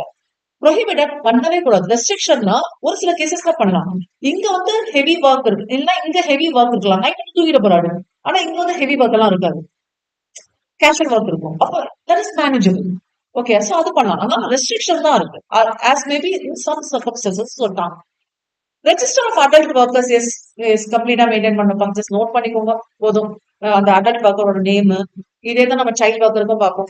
நேச்சர் ஆஃப் ஒர்க், என்ன மாதிரியான குரூப், என்ன இது ஒரு இந்த குரூப் இதுக்காக ஒர்க் பண்ணணும்னு வச்சிருப்பாங்க, அது என்ன குரூப், அந்த குரூப் ஷிஃப்ட்ஸ்ல ஒர்க் பண்ணுதா, அது என்ன ரிலேனா இந்த வீக் இந்த ஷிஃப்ட், இல்லைன்னா வந்து இந்த மந்த்துக்கு இந்த ஷிஃப்ட், இது மாதிரி மாத்துவாங்க. ஓகே, எவ்ரி 15 days மாத்திர கேட்டகரி இருக்கு, எவ்ரி வீக் மாத்திர கேட்டகரி, ஆக்சுவலா எவ்ரி மந்த் தான் மாத்தணும்னு சொல்லுவாங்க. Okay, as mother particulars. In case ஒரு ஃபேக்டரி வந்து muster roll attendance register maintain பண்றாங்க, அதுல எல்லா பர்டிகுலர்ஸும் இருக்குன்னா ப்ராபப்ளி இன்ஸ்பெக்டர் கிட்ட ஒப்பீனியன் கேட்டு ஒப்பீனியன் ஆர்டர் பண்ணுவார் அவர் ரைட்டிங்ல, அதை மேனேஜ் பண்ணிக்கலாம்னு இருக்கும். அண்ட் அடல்ட் ஒர்க்கர் வந்து இதோட நேம்ஸ் டீடைல்ஸ் இதெல்லாமே ரெஜிஸ்டர் இல்லாம ஒர்க் பண்ண முடியாது factory. Central state government prescribe what is the form and manner and how many years it has to be preserved சொல்லிடுவாங்க. ஓகே. And further restrictions on employment of women, நம்ம அங்க பார்த்துருக்கோம் இல்லையா, ப்ரோஹிபிட்டட் டு ஒர்க் எக்ஸெட்ரா.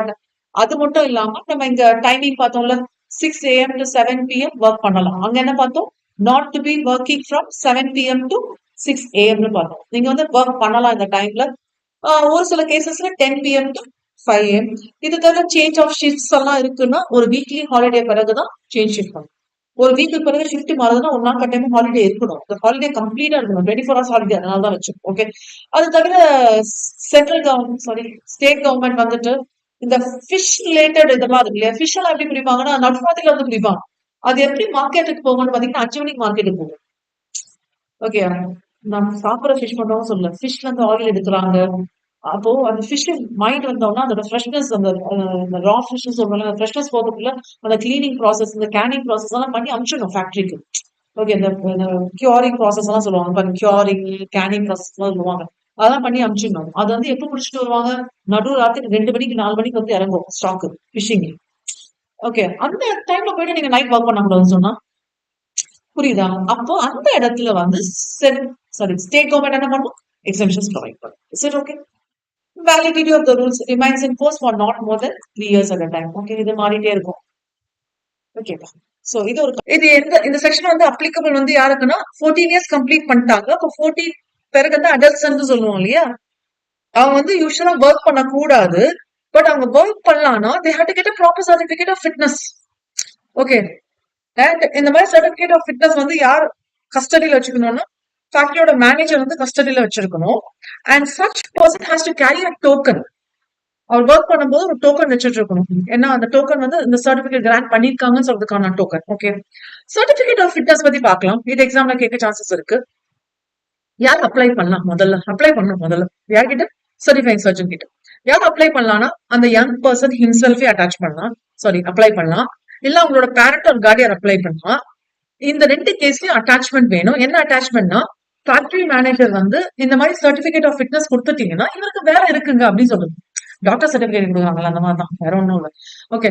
இதே வந்து manager of the factory வந்துட்டு ஏதாவது யங் பர்சன்ஸ் வந்து இந்த மாதிரி நான் வேலை செய்யறேன் அப்படின்னு கேட்டு வராங்கன்னா மேனேஜர் ஆஃப் ஃபேக்டரி கூட அப்ளை பண்ணி வாங்கிக்கலாம். அப்போ 3 அப்ளிகன்ஸ் இருக்கு, யங் பர்சன் ஹிம்செல்ஃப், இல்லைன்னா பேரண்ட் ஒரு கார்டியன். இப்ப இவங்களே கேட்கறாங்கன்னா ஏதோ ஒரு ஃபேக்டரியில எங்களுக்கு வேலை இருக்குங்கிறதுக்காக கேட்கறாங்க. அப்போ அந்த மேனேஜர் கிட்ட தான் அட்டாச்மெண்ட் வேணும்.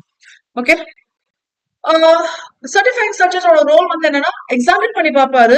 அதுக்கு பிறகு இந்த வேலைக்கு பாருங்க, எல்லா வேலைக்கும் செட் ஆகணும்னு அவசியம் இல்லை. இந்த ஃபேக்டரியில அவன் பெருசா வேலை இல்லைங்க, அப்ப இந்த ஃபேக்டரியில ஃபிட் ஆகுமா அப்படின்னு பாப்பாரு. And you will issue a certificate of fitness. அது நெக்ஸ்ட் வந்து கிராண்ட் இப்போ நம்ம எங்கெல்லாம் இஷ்யூ பத்தி பேசுறோம், ரெனியூ பத்தியும் பேசுவாங்க. சோ இந்த ரெனியூவலும் வரும். So if you satisfy that he has completed 14 years of age. Okay. இந்த சில பேருக்கு 2 டேட் ஆஃப் பர்த் இருக்கும், பாத்துருக்கீங்களா? ஒரு டேட் ஆஃப் பர்த்ல 14 கம்ப்ளீட் பண்ண மாதிரி இருக்கும், ஆனா முடிச்சுலாம் கம்ப்ளீட் பண்ணணும். And with respect to 14 years of age complete பண்ணிட்டாங்கன்னா பிசிக்கலா இவர் வந்து அந்த ஸ்டாண்டர்ட்ஸ் மீட் அவுட் பண்ணுவாரு, ஃபிட் ஃபார் ஒர்க் அப்படின்னு சொல்லிட்டு சர்டிஃபை பண்ணுவாரு, எக்ஸாமின் பண்ணி சர்டிஃபை பண்ணுவாரு. If has complete 15th year of ஏஜ்னா ஃபுல் டே ஒர்க் பண்ற அளவுக்கு கெப்பாசிட்டி இருக்குன்னு சொல்லுவாங்க. ஓகே. அண்ட் ப்ரொவிசோ வந்துட்டு personal knowledge of the certifying surgeon like factory அதோட ஒரு டாக்டர் கிட்ட போயிட்டு இந்த மாதிரி நான் இங்க ஒர்க் பண்றாங்கன்னு சொன்னா செட் ஆகாது. ஓகே. அதனால என்ன பண்ணுவாங்கன்னா அந்த ஃபேக்டரி என்னது, மேனுஃபேக்சரிங் ப்ராசஸ் என்னது, இதெல்லாமே பார்க்கும். இந்த சர்டிபிகேட்டோட வேலிடிட்டி வந்து ஜஸ்ட் 12 months தான்ப்பா. அதனால ரெனியூ பண்ணுவாங்க நெக்ஸ்ட் நியூ சர்டிபிகேட். அப்போ வந்து திரும்ப ரீ எக்ஸாமின் பண்ணி பார்ப்பாரு. 12 months முடியறதுக்குள்ள ரீ எக்ஸாமின் பண்ணி பார்ப்பாரு. And at some point of time he feels that he is no longer to fit for ஒர்க்கிங்னா the certificate will be revocated and refuse பண்ணாலும் சரி revocate பண்ணாலும் சரி என்ன பர்பஸ்க்காக பண்றான்னு சொல்லிட்டு ரீசன்ஸ் வந்து ரைட்டிங்ல தரணும். And okay actual certificate of fitness தராரு இல்லையா, தரும்போது கண்டிஷன் பேஸ் பண்ணி தான் தராரு, இந்த ஃபேக்டரிக்கு ஒரு சூட்டபிள்னு சொல்லிட்டு. அதனால அங்க உடனே ஒர்க் பண்ண முடியும். நான் அங்கேயே ஏற்கனவே வாங்கிட்டாங்க சொல்லிட்டு வேற. அதனாலதான் அந்த சர்டிபிகேட் ஆஃப் ஃபிட்னஸ் வந்து மேனேஜர் வச்சுக்கிறாரு. ஓகேயா, அதான் ஆப்வியஸ்லி வேற இடத்துல போயிட்டு இதே சர்டிபிகேட் காமிச்சு அங்கேயும் ஒர்க் பண்ணுவீங்க, பண்ணக்கூடாது இல்லையா. பேமெண்ட் ஆஃப் ஃபீஸ் வந்து ஆக்சுவலா ஆக்கிபை தான் ஃபீஸ் பே பண்ணணும். யார் அப்ளிகன்ட் இருந்தாலும் பரவாயில்ல, மேனேஜர் தான் ஃபீஸ் பே பண்ணணும். அண்ட் அந்த யங் பர்சன் கிட்டயோ பேரண்ட்ஸ் கிட்டயோ கார்டியன் கிட்டயோ தான் நீங்க வாங்க முடியாது. ஸோ இந்த ஃபுல் ப்ரொவிஷன்ஸ் வந்து grant of certificate and renewal of certificate ரெண்டுத்துக்கும் போகும். ஓகே, கொஞ்சம் பாத்துக்கோங்க இந்த section. Yes, then will go for working hours of children. Working hours of adult பார்த்தோம் இல்லையா, அதே தான். Okay, more than 4.5 hours work பண்ணக்கூடாது, நைட் ஷிஃப்ட்ல ஒர்க் பண்ணக்கூடாது, 10 to 6 AM 10 PM to 6 AM work பண்ணக்கூடாது night shift. Limitation of shift வந்து 2 shift தான், மாத்தி மாத்தி ஷிஃப்ட் போடக்கூடாது. ஷிஃப்ட் வந்து ஓவர்லாப் ஆகக்கூடாது, 5 ஹவர்ஸ்க்கு மேல இருக்கக்கூடாது, ஒன் ரிலேல தான் ஒர்க் பண்ண முடியும். ஓகே, நீங்க பாட்டுக்கு மாத்த முடியாது. And no change for more then once in 30 days. Okay, இந்த 30 daysல ஒரு வாட்டி தான் சேஞ்ச் பண்ணணும். வீக்லி ஷிஃப்ட் மாத்தக்கூடாது, வீக்லி மாத்தக்கூடாது. அண்ட் இன்ஃபேக்ட் சீஃப் இன்ஸ்பெக்டர் கிட்ட நீங்க ப்ரீவியஸ் அப்ரூவல் வாங்கினீங்கன்னா பாத்திக்கலாம். இது வந்து சைல்டு ஒர்க்கர்ஸ்க்கு நம்மளுக்கு செக்ஷன் 52 ஏற்கனவே பார்த்திருப்போம் இல்லையா, ஒர்க்கிங் ஹவர்ஸ் சைல்டு ஒர்க்கர்ஸ்க்கு அப்ளிகபிள். அண்ட் எந்த ஒரு எக்ஸாமிஷன்ஸும் இருக்காது, டபுள் எம்ப்ளாய்மெண்ட் இருக்கக்கூடாது. ஃபீமேல் சைல்டு வந்து 8 AM to 7 PM தான் ஒர்க் பண்ணணும். Okay, outside 8 AM to 7 PM, அதனால அதுக்குள்ளதான் வரும். ஓகே தானே. அண்ட் இதுக்கு நான் ரெஜிஸ்டர்ஸ் மெயின்டைன் பண்ணப்பா. ஸோ நேம், நேச்சர், குரூப், என்ன ரிலே எக்ஸெட்ரா அதெல்லாமே நோட் பண்ணோம். இது நம்ம ரெஜிஸ்டர் ஆஃப் அடல்ட் ஒர்க்கர்ஸ் பார்த்தோம் இல்லையா, அதே ரெஜிஸ்டர் கொஞ்சம் மாறும். அது கொஞ்சம் டர்ன் பண்ணி பாருங்க. ரெஜிஸ்டர் ஆஃப் அடல்ட் ஒர்க்கர்ஸ், அதாவது மஸ்டர் ரோல் மட்டும் இருக்காது இதுல. Can you please turn over and find that page? என்ன செக்ஷன்? 7.23 ஆகும். கீழே வரணும். இங்க இருக்கு பாருங்க. Can you find this point here? இது மட்டும் தான் இருக்காது. ஓகே, இங்க வந்து மஸ்டர் ரோல் இருந்ததுன்னா you need not maintain register மாதிரி சொல்லியிருப்பாங்க. அங்க வந்து அப்படி இல்ல, மஸ்டர் ரோல் இருந்தாலும் you have to maintain register. So இந்த பாயிண்ட் மட்டும் தான் இங்க எக்ஸ்ட்ரா. சோ ரெண்டுமே சேம் தான். Okay okay. annual leave with wages, இது கொஞ்சம் இம்பார்ட்டன்ட் ப்ரொவிஷன்ஸ். நான் கொஞ்சம் ஸ்லோவா போறேன். ஓகேயா, செக்ஷன் 79ல இருந்து ஃபாலோ ஆகுது. What you mean by annual leave with wages? முதல்ல ஹெட்டிங் தெரிஞ்சுக்கோங்க, ஒண்ணுமே இல்ல, ரொம்ப சிம்பிளா இருக்கும். ஃபாலோஸ் ஃப்ரம் சாப்டர் 8 செக்ஷன் 78ல இருந்து 84 வரைக்கும். அது என்ன ஆனுவல் லீவ் வித் வேஜஸ் பாத்தீங்கன்னா, லீவ் எடுக்கிறாங்க, அதுக்கு வேஜஸும் தருவாங்க. ஓகே, லீவ் எடுத்துக்கலாம், அதுக்கு நாங்க சம்பளமும் தருவோம். அது வந்து ஒரு இயருக்கு கால்குலேட் பண்ணுவாங்க, அதனால இது ஆனுவல் லீவ். யூஸ்வலா இந்த இயர் வந்து என்னன்னா கேலண்டர் இயர். கேலண்டர் இயர் தான் நமக்கு தெரியும், ஜனவரி 1st to Feb last. In case நான் நடுவுல இன்பிட்வீன் ஜாயின் பண்ணிருக்கேன், அப்ப என்ன பண்ணுவாங்கன்னா ப்ராபப்ளி நான் இன்பிட்வீன்ங்கிறது இப்படி வச்சுக்கலாம். எப்போ ஜாயின் பண்ணேன்னா மார்ச்ல ஜாயின் பண்ணேன்னு வச்சுக்கோங்க. மார்ச் டு இந்த பீரியட்ல நான் ஒர்க் பண்ணேன். மார்ச் டு இது என்ன டிசம்பர், மார்ச் டு டிசம்பர் தான் ஒர்க் பண்ணிருக்கேன். ஓகே, அப்போ இந்த மாசத்துல எவ்வளவு நாள் வருதோ அதுல 2 வச்சு கால்குலேஷன் போடுவாங்க. இந்த டேஸ் தான் எவ்வளவு 365 டேஸ். நார்மலா 66 சொல்ல மாட்டோம், 365 டேஸ் சொல்லுவோமா. இதுல எவ்வளவு நாள் ஒர்க் பண்ணிருக்கீங்களோ அதுல 2/3 வச்சு கால்குலேட் பண்ணுவாங்க. ஓகே, சரி பார்க்கலாம். எந்த ஒர்க்கருக்கு ஆனுவல் லீவ் வித் வேஜஸ் வாங்குறதுக்கு எலிஜிபிலிட்டி இருக்கு? ஆனுவல் லீவ் வித் வேஜஸ் தான் லீவ் போட்டு சம்பளம் வாங்கிக்கலாம். எந்த ஒர்க்கருக்கு எலிஜிபிள் இருக்குன்னா, அந்த ஒர்க்கர் 240 டேஸ் ஒர்க் பண்ணிருக்கா. ஓகே, அது எப்போ சப்சிக்வெண்ட் கேலண்டர் இயர்ல அவர் வந்து வேஜஸ் வாங்கிக்கலாம். அப்போ வாங்க முடியாது, அந்த வருஷம் முடியணும், அப்பதான் நமக்கு தெரியும். சப்சிக்வெண்ட் கேலண்டர் இயர்ல வாங்கிக்கலாம். இந்த கால்குலேஷன் எப்படி தெரியுமா பண்ணுவாங்க? இது ரொம்ப ரொம்ப இம்பார்ட்டன்ட் தான். கால்குலேஷன் எப்படி தெரியுமா பண்ணுவாங்க? 240 days ஒர்க் பண்ணிருக்கணும், எத்தனை நாள் லீவ் வரும் பாக்கணும்ல. மொத்தமா 240 நாள் வந்து லீவ் ஒர்க் பண்ணியிருந்தா ஒவ்வொரு 20 நாளுக்கும் ஒரு நாள் லீவ் கிடைக்கும் அடல்ட்டா இருந்தா. ஒவ்வொரு 15 நாளைக்கும் ஒரு நாள் லீவ் கிடைக்கும் சைல்டா இருந்தா. Please try to understand. நானு அடல்ட் 240 days ஒர்க் பண்ணியிருக்கேன். அப்ப 240 டிவைடட் பை 20 பண்ணா எவ்வளவு வருது? 12 days வருதா? 12 days லீவ் கிடைக்கும். அப்ப 12 days வந்து நான் லீவ் எடுத்துட்டு சம்பளமும் வாங்கிக்கலாம். புரியுதா? இதே வந்து 250 days ஒர்க் பண்ணிருக்கேன். அப்போ 12 days தான் கிடைக்கும். ஏன்னா ஒவ்வொரு 20 daysக்கு ஒரு நாள் leave. Is it okay clear? இதே ஒரு சைல்டா இருந்தா 15 days. அப்போ 259 days வரைக்கும் நான் எவ்வளவு டேஸ் லீவ் எடுத்துக்கலாம்? 12 days தான் எடுத்துக்கலாம். 260 days நீ ஒர்க் பண்ணா மட்டும் தான் என்ன பண்ண முடியும்? 13 days போகும். ஓகே, அப்போ ஒரு நாள் லீவ் வேணும்னா இது ஒரு நாள் ஒர்க் பண்ணும். ஓகே, உங்க உங்க உங்க ஃபேமிலியில யாராவது சேலரிட் எம்ப்ளாயிஸ் இருக்காங்க, கேட்டு பாருங்க எவ்வளவு நாள் ஒர்க் பண்ணா எவ்வளவு நாள் லீவ் இருக்கும். அவங்க கால்குலேஷன் கடனும் போடுவாங்க. ஜஸ்ட் கேஷுவலா டிஸ்கஸ் பண்ணி பாருங்க. எக்ஸ்பிளனேஷன். இப்போ இதுதான் பிரச்சனை. அந்த 240 நாள் எப்படிங்க கால்குலேட் பண்றது? இது வந்து டீம் டு ஹேவ் ஒர்க்னு எடுத்துக்கோம். டீம் டு ஹேவ் ஒர்க்னா இந்த லே ஆஃப் பண்ணுவாங்க. ப்ராப்ளம் நீங்க போகும்போது வேலை இல்லைன்னு சொல்லிட்டு லே ஆஃப் பண்றது. அது வந்து நம்ம தப்பு இல்லைல்ல, நாங்க போவாங்க, அவங்க தானே சம்டைம்ஸ் பவர் இல்லைன்னு சொல்லி லீவ் கொடுத்துருவாங்க. இல்லைன்னா என்னது ஸ்டாக் பத்தல, ரா மெட்டீரியல் பத்தல, இதெல்லாமே லாலே இருக்கு. இதெல்லாம் லே ஆஃப். இதெல்லாமே நான் என்னோட ஃபால்ட் இல்ல. அடல்ட் ஒர்க்கர் ஒரு சைல்ட் ஒர்க்கரோட ஃபால்ட் இல்ல. ஃபீமேல் ஒர்க்கர் மெட்டர்னிட்டி லீவ், அது லா படி இருக்குல்ல, மெட்டர்னிட்டி லீவ் ப்ரொவைட் பண்ணுன்ட்டு.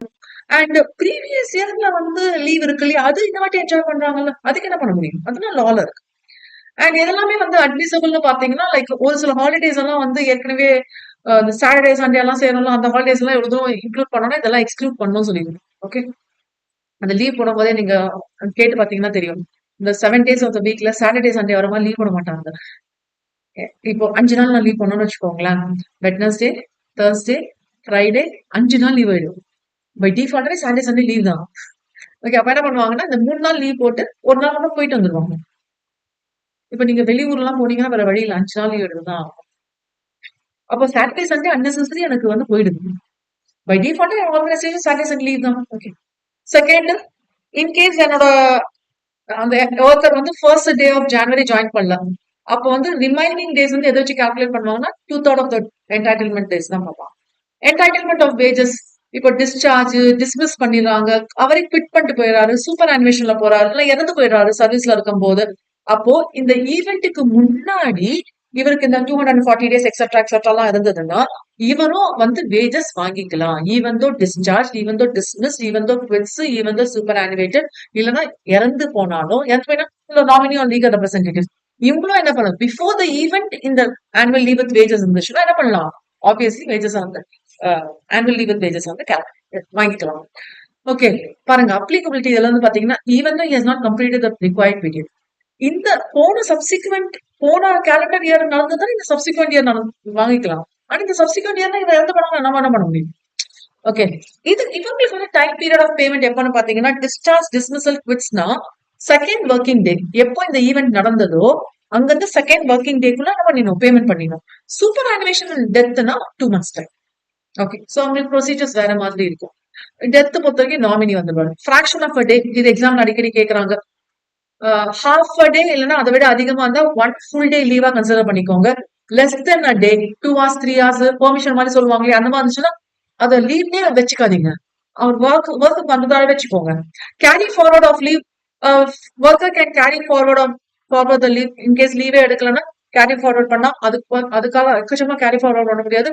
30 நாள் மேக்ஸிமம் 30 days தான் கேரி ஃபார்வர்ட் பண்ணணும். சைல்டா தான் 40 days கேரி பண்ணணும். நீங்களே பாருங்களேன், 365 days. Okay, divided by 20. அப்ப எத்தனை நாள் வரும்? 365ல 360 தான் எடுத்துக்க முடியும். 20 எத்தனை நாள் வரும்? பயங்கரமா கால்குலேட் பண்றீங்க. 18 days வரும். அதுக்கு போன வருஷம் எடுத்திருந்தா, அதுக்கு போன வருஷம் 5 வருஷம் நான் லீவே எடுக்கலன்னு சொல்லிட்டு நீங்க 5 வருஷத்துக்கு நான் லீவை என்கேஷ் பண்ண போகுது. அப்ப மேக்ஸிமம் எவ்வளவு நாள் என்கேஷ் பண்ணலாம்? 30 நாள் தான். சைல்டா இருந்தா 40 நாள் தான். அல்டிமேட்டா என்ன சொல்றாங்க? எவ்ரி Tuesday லீவ் எடுத்துக்கோங்கன்னு சொல்றாங்க. நீங்க லீவ் எடுக்கும் அதுலயே கேஷ் மாத்துறீங்களா? மாத்தாதீங்க. See, law என்ன சொல்லுதுன்னா, அல்டிமேட்டா லேபர்ஸ் ஹேவ்ஸ் டு ரெஃப்ரெஷ்மென்ட், ரீக்ரியேஷன் ஒண்ணு இருக்கு. அதுக்காக தான் அது இருக்கு. இதெல்லாமே இருக்கு. ஒரு சில இதெல்லாமே நீங்க டாக்ஸ்ல படிச்சிருக்கீங்க. எல்டிசி எல்லாம் குடுப்பாங்களே! அதெல்லாம் ஏன் குடுக்குறாங்க? எல்டிசி ஸ்லாட் 2 வருஷத்துக்கு ஒரு வாட்டி ஊர் சுத்தலாம். ஓகே. ட்ரெயின் கன்செஷன், ட்ரெயின் எதுக்கு? ஒழுங்கா வந்து வேலை செய்யணும்னா வேலை செய்வான். அதுவும் ஓவர் டைம் தான் வேலை செய்வான். எதுக்கு இந்த டைம்ல ஊர் சுத்துங்கன்னு குடுக்குறாங்க? ரெக்ரியேஷன் வேணும். ஓகே. அது நம்மளுக்கு இல்ல. வொர்க்கர்ஸ் பத்தி பேசுறோம். எங்க மேம் நீங்க கிளாஸா எடுக்குறீங்கன்னு சொல்லாதீங்க. That case is totally different. Leave request apply is denied. Sometimes வந்து இந்த மாதிரி ரிக்வெஸ்ட் பண்றவங்க அது டினை ஆயிடுச்சுன்னா ப்ராபப்ளி இது வந்து லிமிட் பார்ப்பாங்க. ப்ராபப்ளி இந்த ஸ்கீம்ஸ் எல்லாம் டிஃபைன் பண்ணிருப்பாங்க. ஏதாவது கான்ட்ரவென்ஷன் எல்லாம் ஆகுதான்ட்டு இவ்வளவு தூரம் கேரி ஃபார்வர்ட் பண்ணலான்ட்டு. ஆக்சுவலா லீவ் அப்ளை பண்ணோம். Apply to whom manager. எவ்வளவு லீவ்?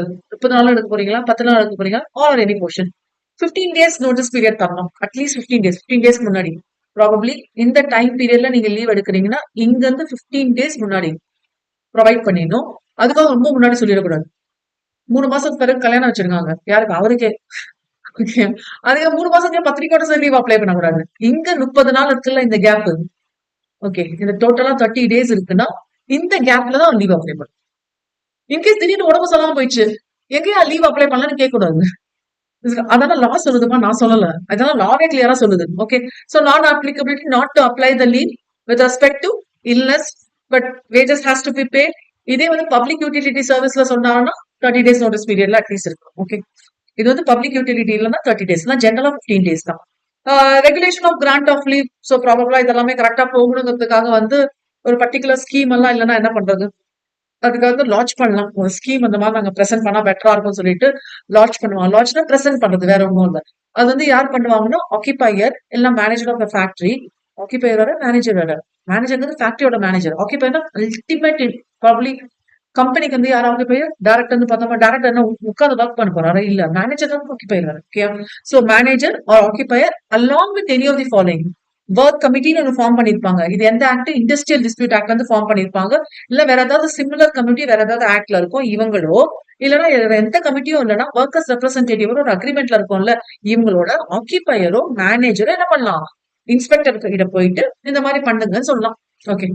இவர் வந்து ஓகேன்னு ஒத்துக்கிட்டாருன்னா இது வந்து நம்ம என்ன பண்ணுவோம்? ஃபேக்டரியில வந்து போர்ட்ல நோட்டீஸ் போர்ட்ல போடணும். இது எவ்வளவு நாளைக்கு வந்து எஃபெக்டிவா இருக்கும்னா 12 மந்த்ஸ்க்கு எஃபெக்டிவா இருக்கும். இன்கேஸ் இது ரெடியூ பண்ணணும்னா பண்ணிக்கலாம். ஏதாவது சேஞ்சஸ் வேணும்னா பண்ணிக்கலாம்.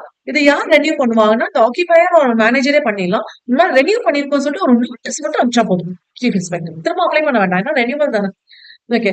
அண்ட் லீவ் அப்ளிகேஷன் நார்மலா வந்து ரெஃப்யூஸ் பண்ணக்கூடாது. ஏன்னா நீ அடிக்கடி லீவ் எடுக்கிறோம் அப்படியெல்லாம் சொல்லக்கூடாது. எடுக்கிறோம். Okay. Payment of leave wages is applicable for worker under subsection 1. இதெல்லாமே நார்மல். டெர்மினேஷன் அண்ட் குவிட்ஸ் அவங்க பார்த்தோம் இல்லையா? எப்ப பே பண்ணணும் அதே தான் பாருங்க. டெர்மினேஷன்னா செகண்ட் ஒர்க்கிங் டே பே பண்ணும். இன்கேஸ் ஹி குவிட்ஸ்னா on or before the next pay day. Monthly salary pay பண்ணுவாங்க இல்ல வீக்லி சேலரி பே பண்ணுவாங்களே on or before the next day pay. இது வந்து extension of the previous section தான். Okay. And unavail லீவ்ல cannot be calculated. இந்த notice பீரியட்லாம் வந்து அன்அவைல் லீவ் வந்து கால்குலேட் பண்ணலாம். Okay. So let me continue. Continue பண்ணலாமா? ஓகே. எவ்வளவு பேமெண்ட் பண்ணணும்? இதை நம்ம அங்க பார்த்தோம் இல்லையா? ஓவர் டைம்ல பார்த்தோம்ல, கிட்டத்தட்ட அதே மாதிரி தான் இருக்கும். அதனால திரும்ப ரிப்பீட் பண்ணல.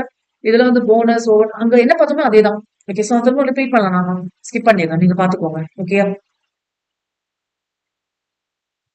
அதான் 5 சப்செக்ஷன்ஸ் இருக்கும். அதுல 3 தான். Payment in advance in certain cases section 81. Leave period வந்து ஓகே ஒரு சில கேஸ்ல அட்வான்ஸ் பேமெண்ட் பே பண்றாங்களா? Leave period not less than 4 days இல்லைன்னா சைல்டுக்கு வந்து நாட் லெஸ் தென் 5 days. இந்த டைம்ல வந்து அட்வான்ஸ்னால முன்னாடியே பே பண்ணி ஓகே. அட்லீஸ்ட் 4 நாள் லீவ் எடுக்க போறாங்க அடல்ட், சைல்டு வந்து 5 நாள் லீவ் எடுக்க போறாங்கன்னா முன்னாடி வந்து பீரியட் ஆஃப் பேமெண்ட் வந்து due for the period of the leave அது. ஸோ இது வரைக்கும் இந்த content over. Next I go for penalty. Penalty வந்து உங்களுக்கு எந்த மாதிரியான கொஸ்டின்ஸ் வரலாம்னு சொல்லிடுறேன். அப்ஜெக்டிவ் கொஸ்டின்ஸ் வரலாம். ஓகே. இல்லைன்னா ஒரே ஒரு வாட்டி ஓவரால் பெனால்டி பத்தி கேட்டாங்க. செக்ஷன் 92 இருந்து ஐ திங்க் 98 99 வரைக்கும் போகும். கம்ப்ளீட் பெனால்டி பத்தி கேட்டாங்க. That was a very tough exam. I can remember. இங்க நான் எழுதின எக்ஸாம் இல்ல, நம்ம ஸ்டூடெண்ட்ஸ் எழுதின எக்ஸாம் தான். கம்ப்ளீட் பெனால்டி பத்தி எழுத சொல்லிட்டாங்க. Discuss on the penalties of factories ஆக்ட்னு கேட்டாங்க. ஒரு பெனால்ட்டியை நான் வச்சுக்க முடியாது. 10 பெனால்ட்டி எப்படி நான் வச்சுக்கிறது? ஸோ ஜஸ்ட் ஒரு ஐடியா சொல்றேன், இந்த மாதிரி எக்ஸ்பெக்ட் பண்ணலாம். அண்ட் தேர்ட் ஒன் வந்துட்டு பர்டிகுலரா ஒரு செக்ஷனை மட்டும் கொடுத்து பெனால்டி கேட்கும். இந்த மாதிரி 3 டைப்ஸ் ஆஃப் கொஸ்டின் வரலாம். இந்த செகண்ட் ஒன் ரொம்ப ரேர் தான், பட் தெரிஞ்சுக்கோங்க. ஏன்னா அப்படியே பிளாங்கா போக வேண்டாம். ஓகே, பெனால்டி நமக்கு தெரியும் இல்லையா? இம்ப்ரிசன்மெண்ட், ஃபைன், எல்லாம் போட். இது நம்மளுக்கு general knowledge.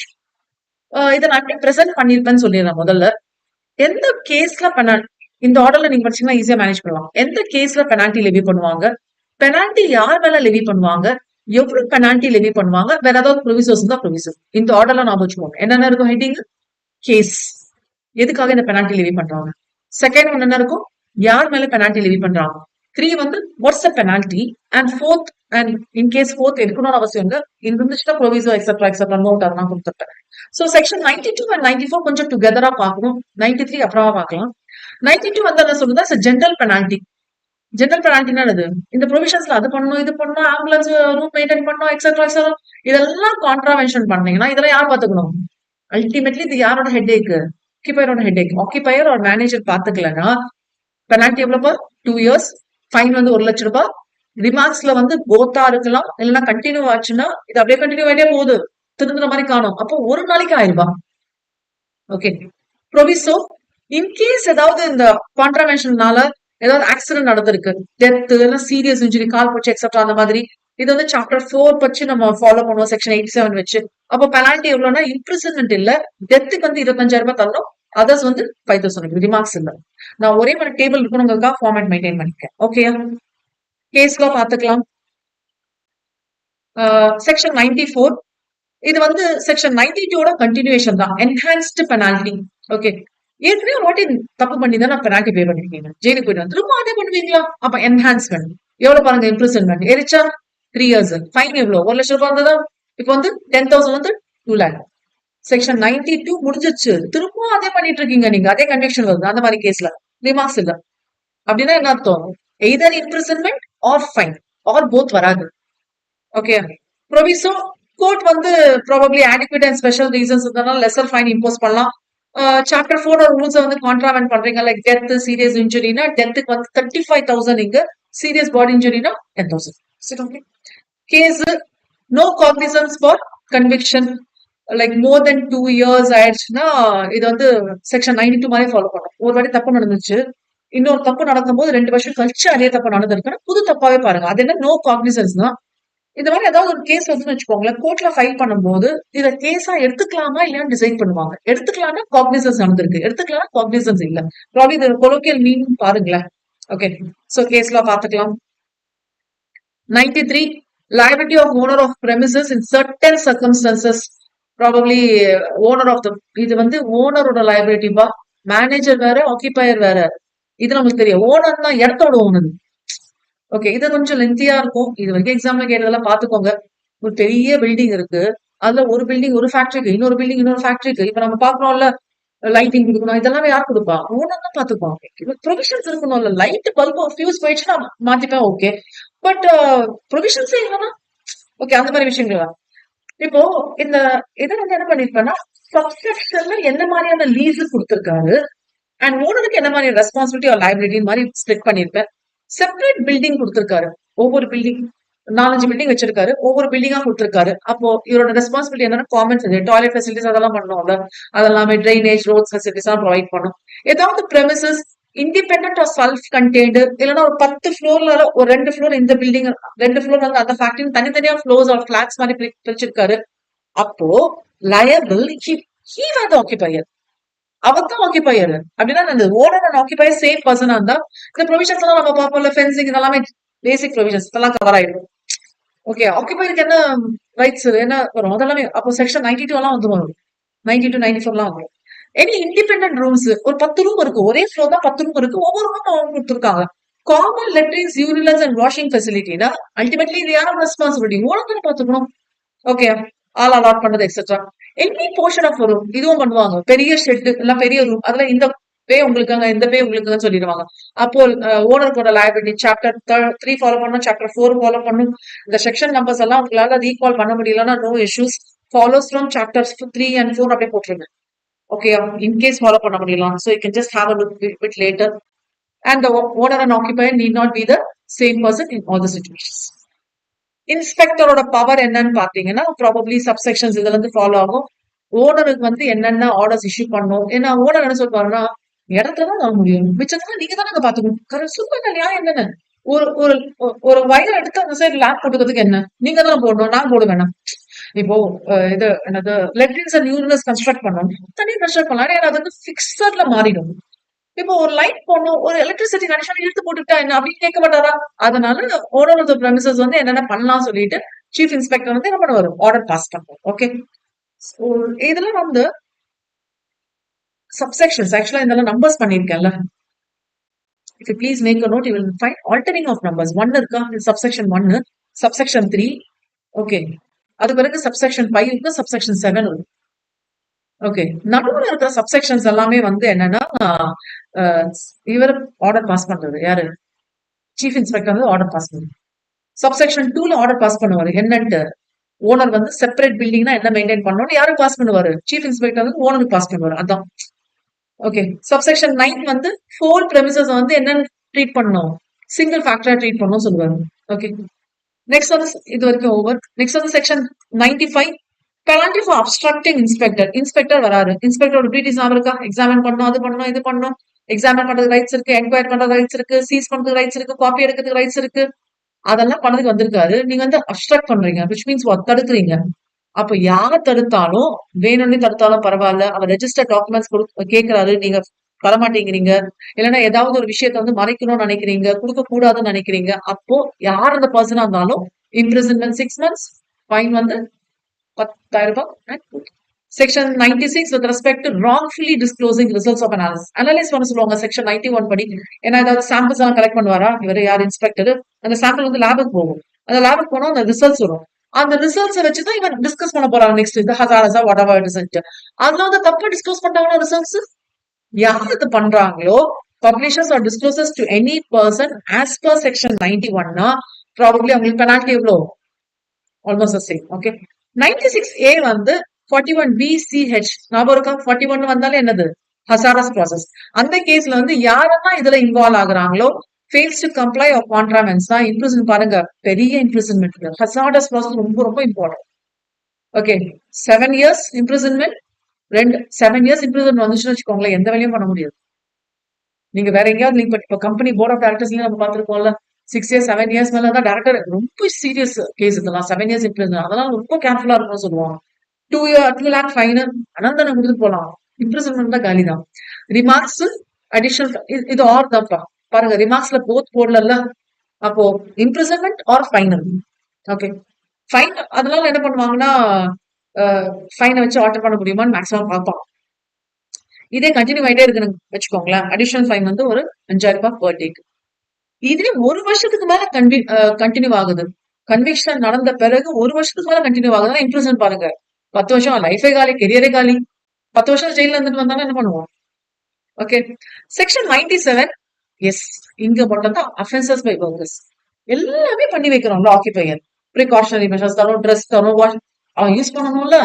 Penalty on who, if any worker contravenes any provision of this act, probably rules and orders எல்லாம் பண்ணி இருக்கும், அது வந்து அவனோட டியூட்டி பண்றது, அவன் பண்ணலன்னா கம்மியான ஃபைன் தான். ஞாபகம் வச்சுக்கோங்க, இந்த ஆக்ட் வந்து ஆக்கிபையர் அண்ட் மேனேஜர் மேலதான், அதனால இங்க கம்மியான ஃபைன். ஓகே, அதுக்கு வேற ஆக்ட் இருக்கு, இண்டஸ்ட்ரியல் டிஸ்பியூட் ஆக்ட்ல வேற மாதிரி போகும். And occupier or manager of the factory not deemed to be guilty unless if he proves that I have taken all the reasonable measures. ஆனாலும் வந்து என்னாச்சு, இது நடந்திருக்கு அப்படின்னா வந்து is not treated as a guilty person. Section 98 penalty for using false certificate of fitness. யார் use பண்ணாலும் தெரிஞ்சோ தெரியாமலோ எக்ஸெட்ரா இந்த மாதிரி ஒரு ஃபால்ஸ் சர்டிபிகேட் வந்து ப்ரொக்யூர் பண்ணி இருந்தா imprisonment 2 months etcetera. Okay, section 99 double employment of child இருக்கக்கூடாது. ஓகே, அந்த பெனால்டி யாருக்கு வரும், சைல்டு தானே, 18 வயசு ஆகல, அப்ப யார் பெனால்டி வரும், பேரண்ட், கார்டியன், இல்லைன்னா யார்கிட்ட வந்து அவர் கஸ்டடியில இருக்காங்க, இல்லைன்னா யாரோ ஒரு பர்சனல் டைரக்டா பெனிஃபிட் போகுதுல, அவங்களுக்கு ஃபைன் வந்து 1000 ரூபாய். ஓகே, ப்ராபப்ளி அந்த சைல்டு வந்து சொல்லும், என்னோட கன்சென்ட் இல்லாம தான் பண்ணாங்கன்னு சொன்னாதான் வராது. Okay, done. So factories are completely ton.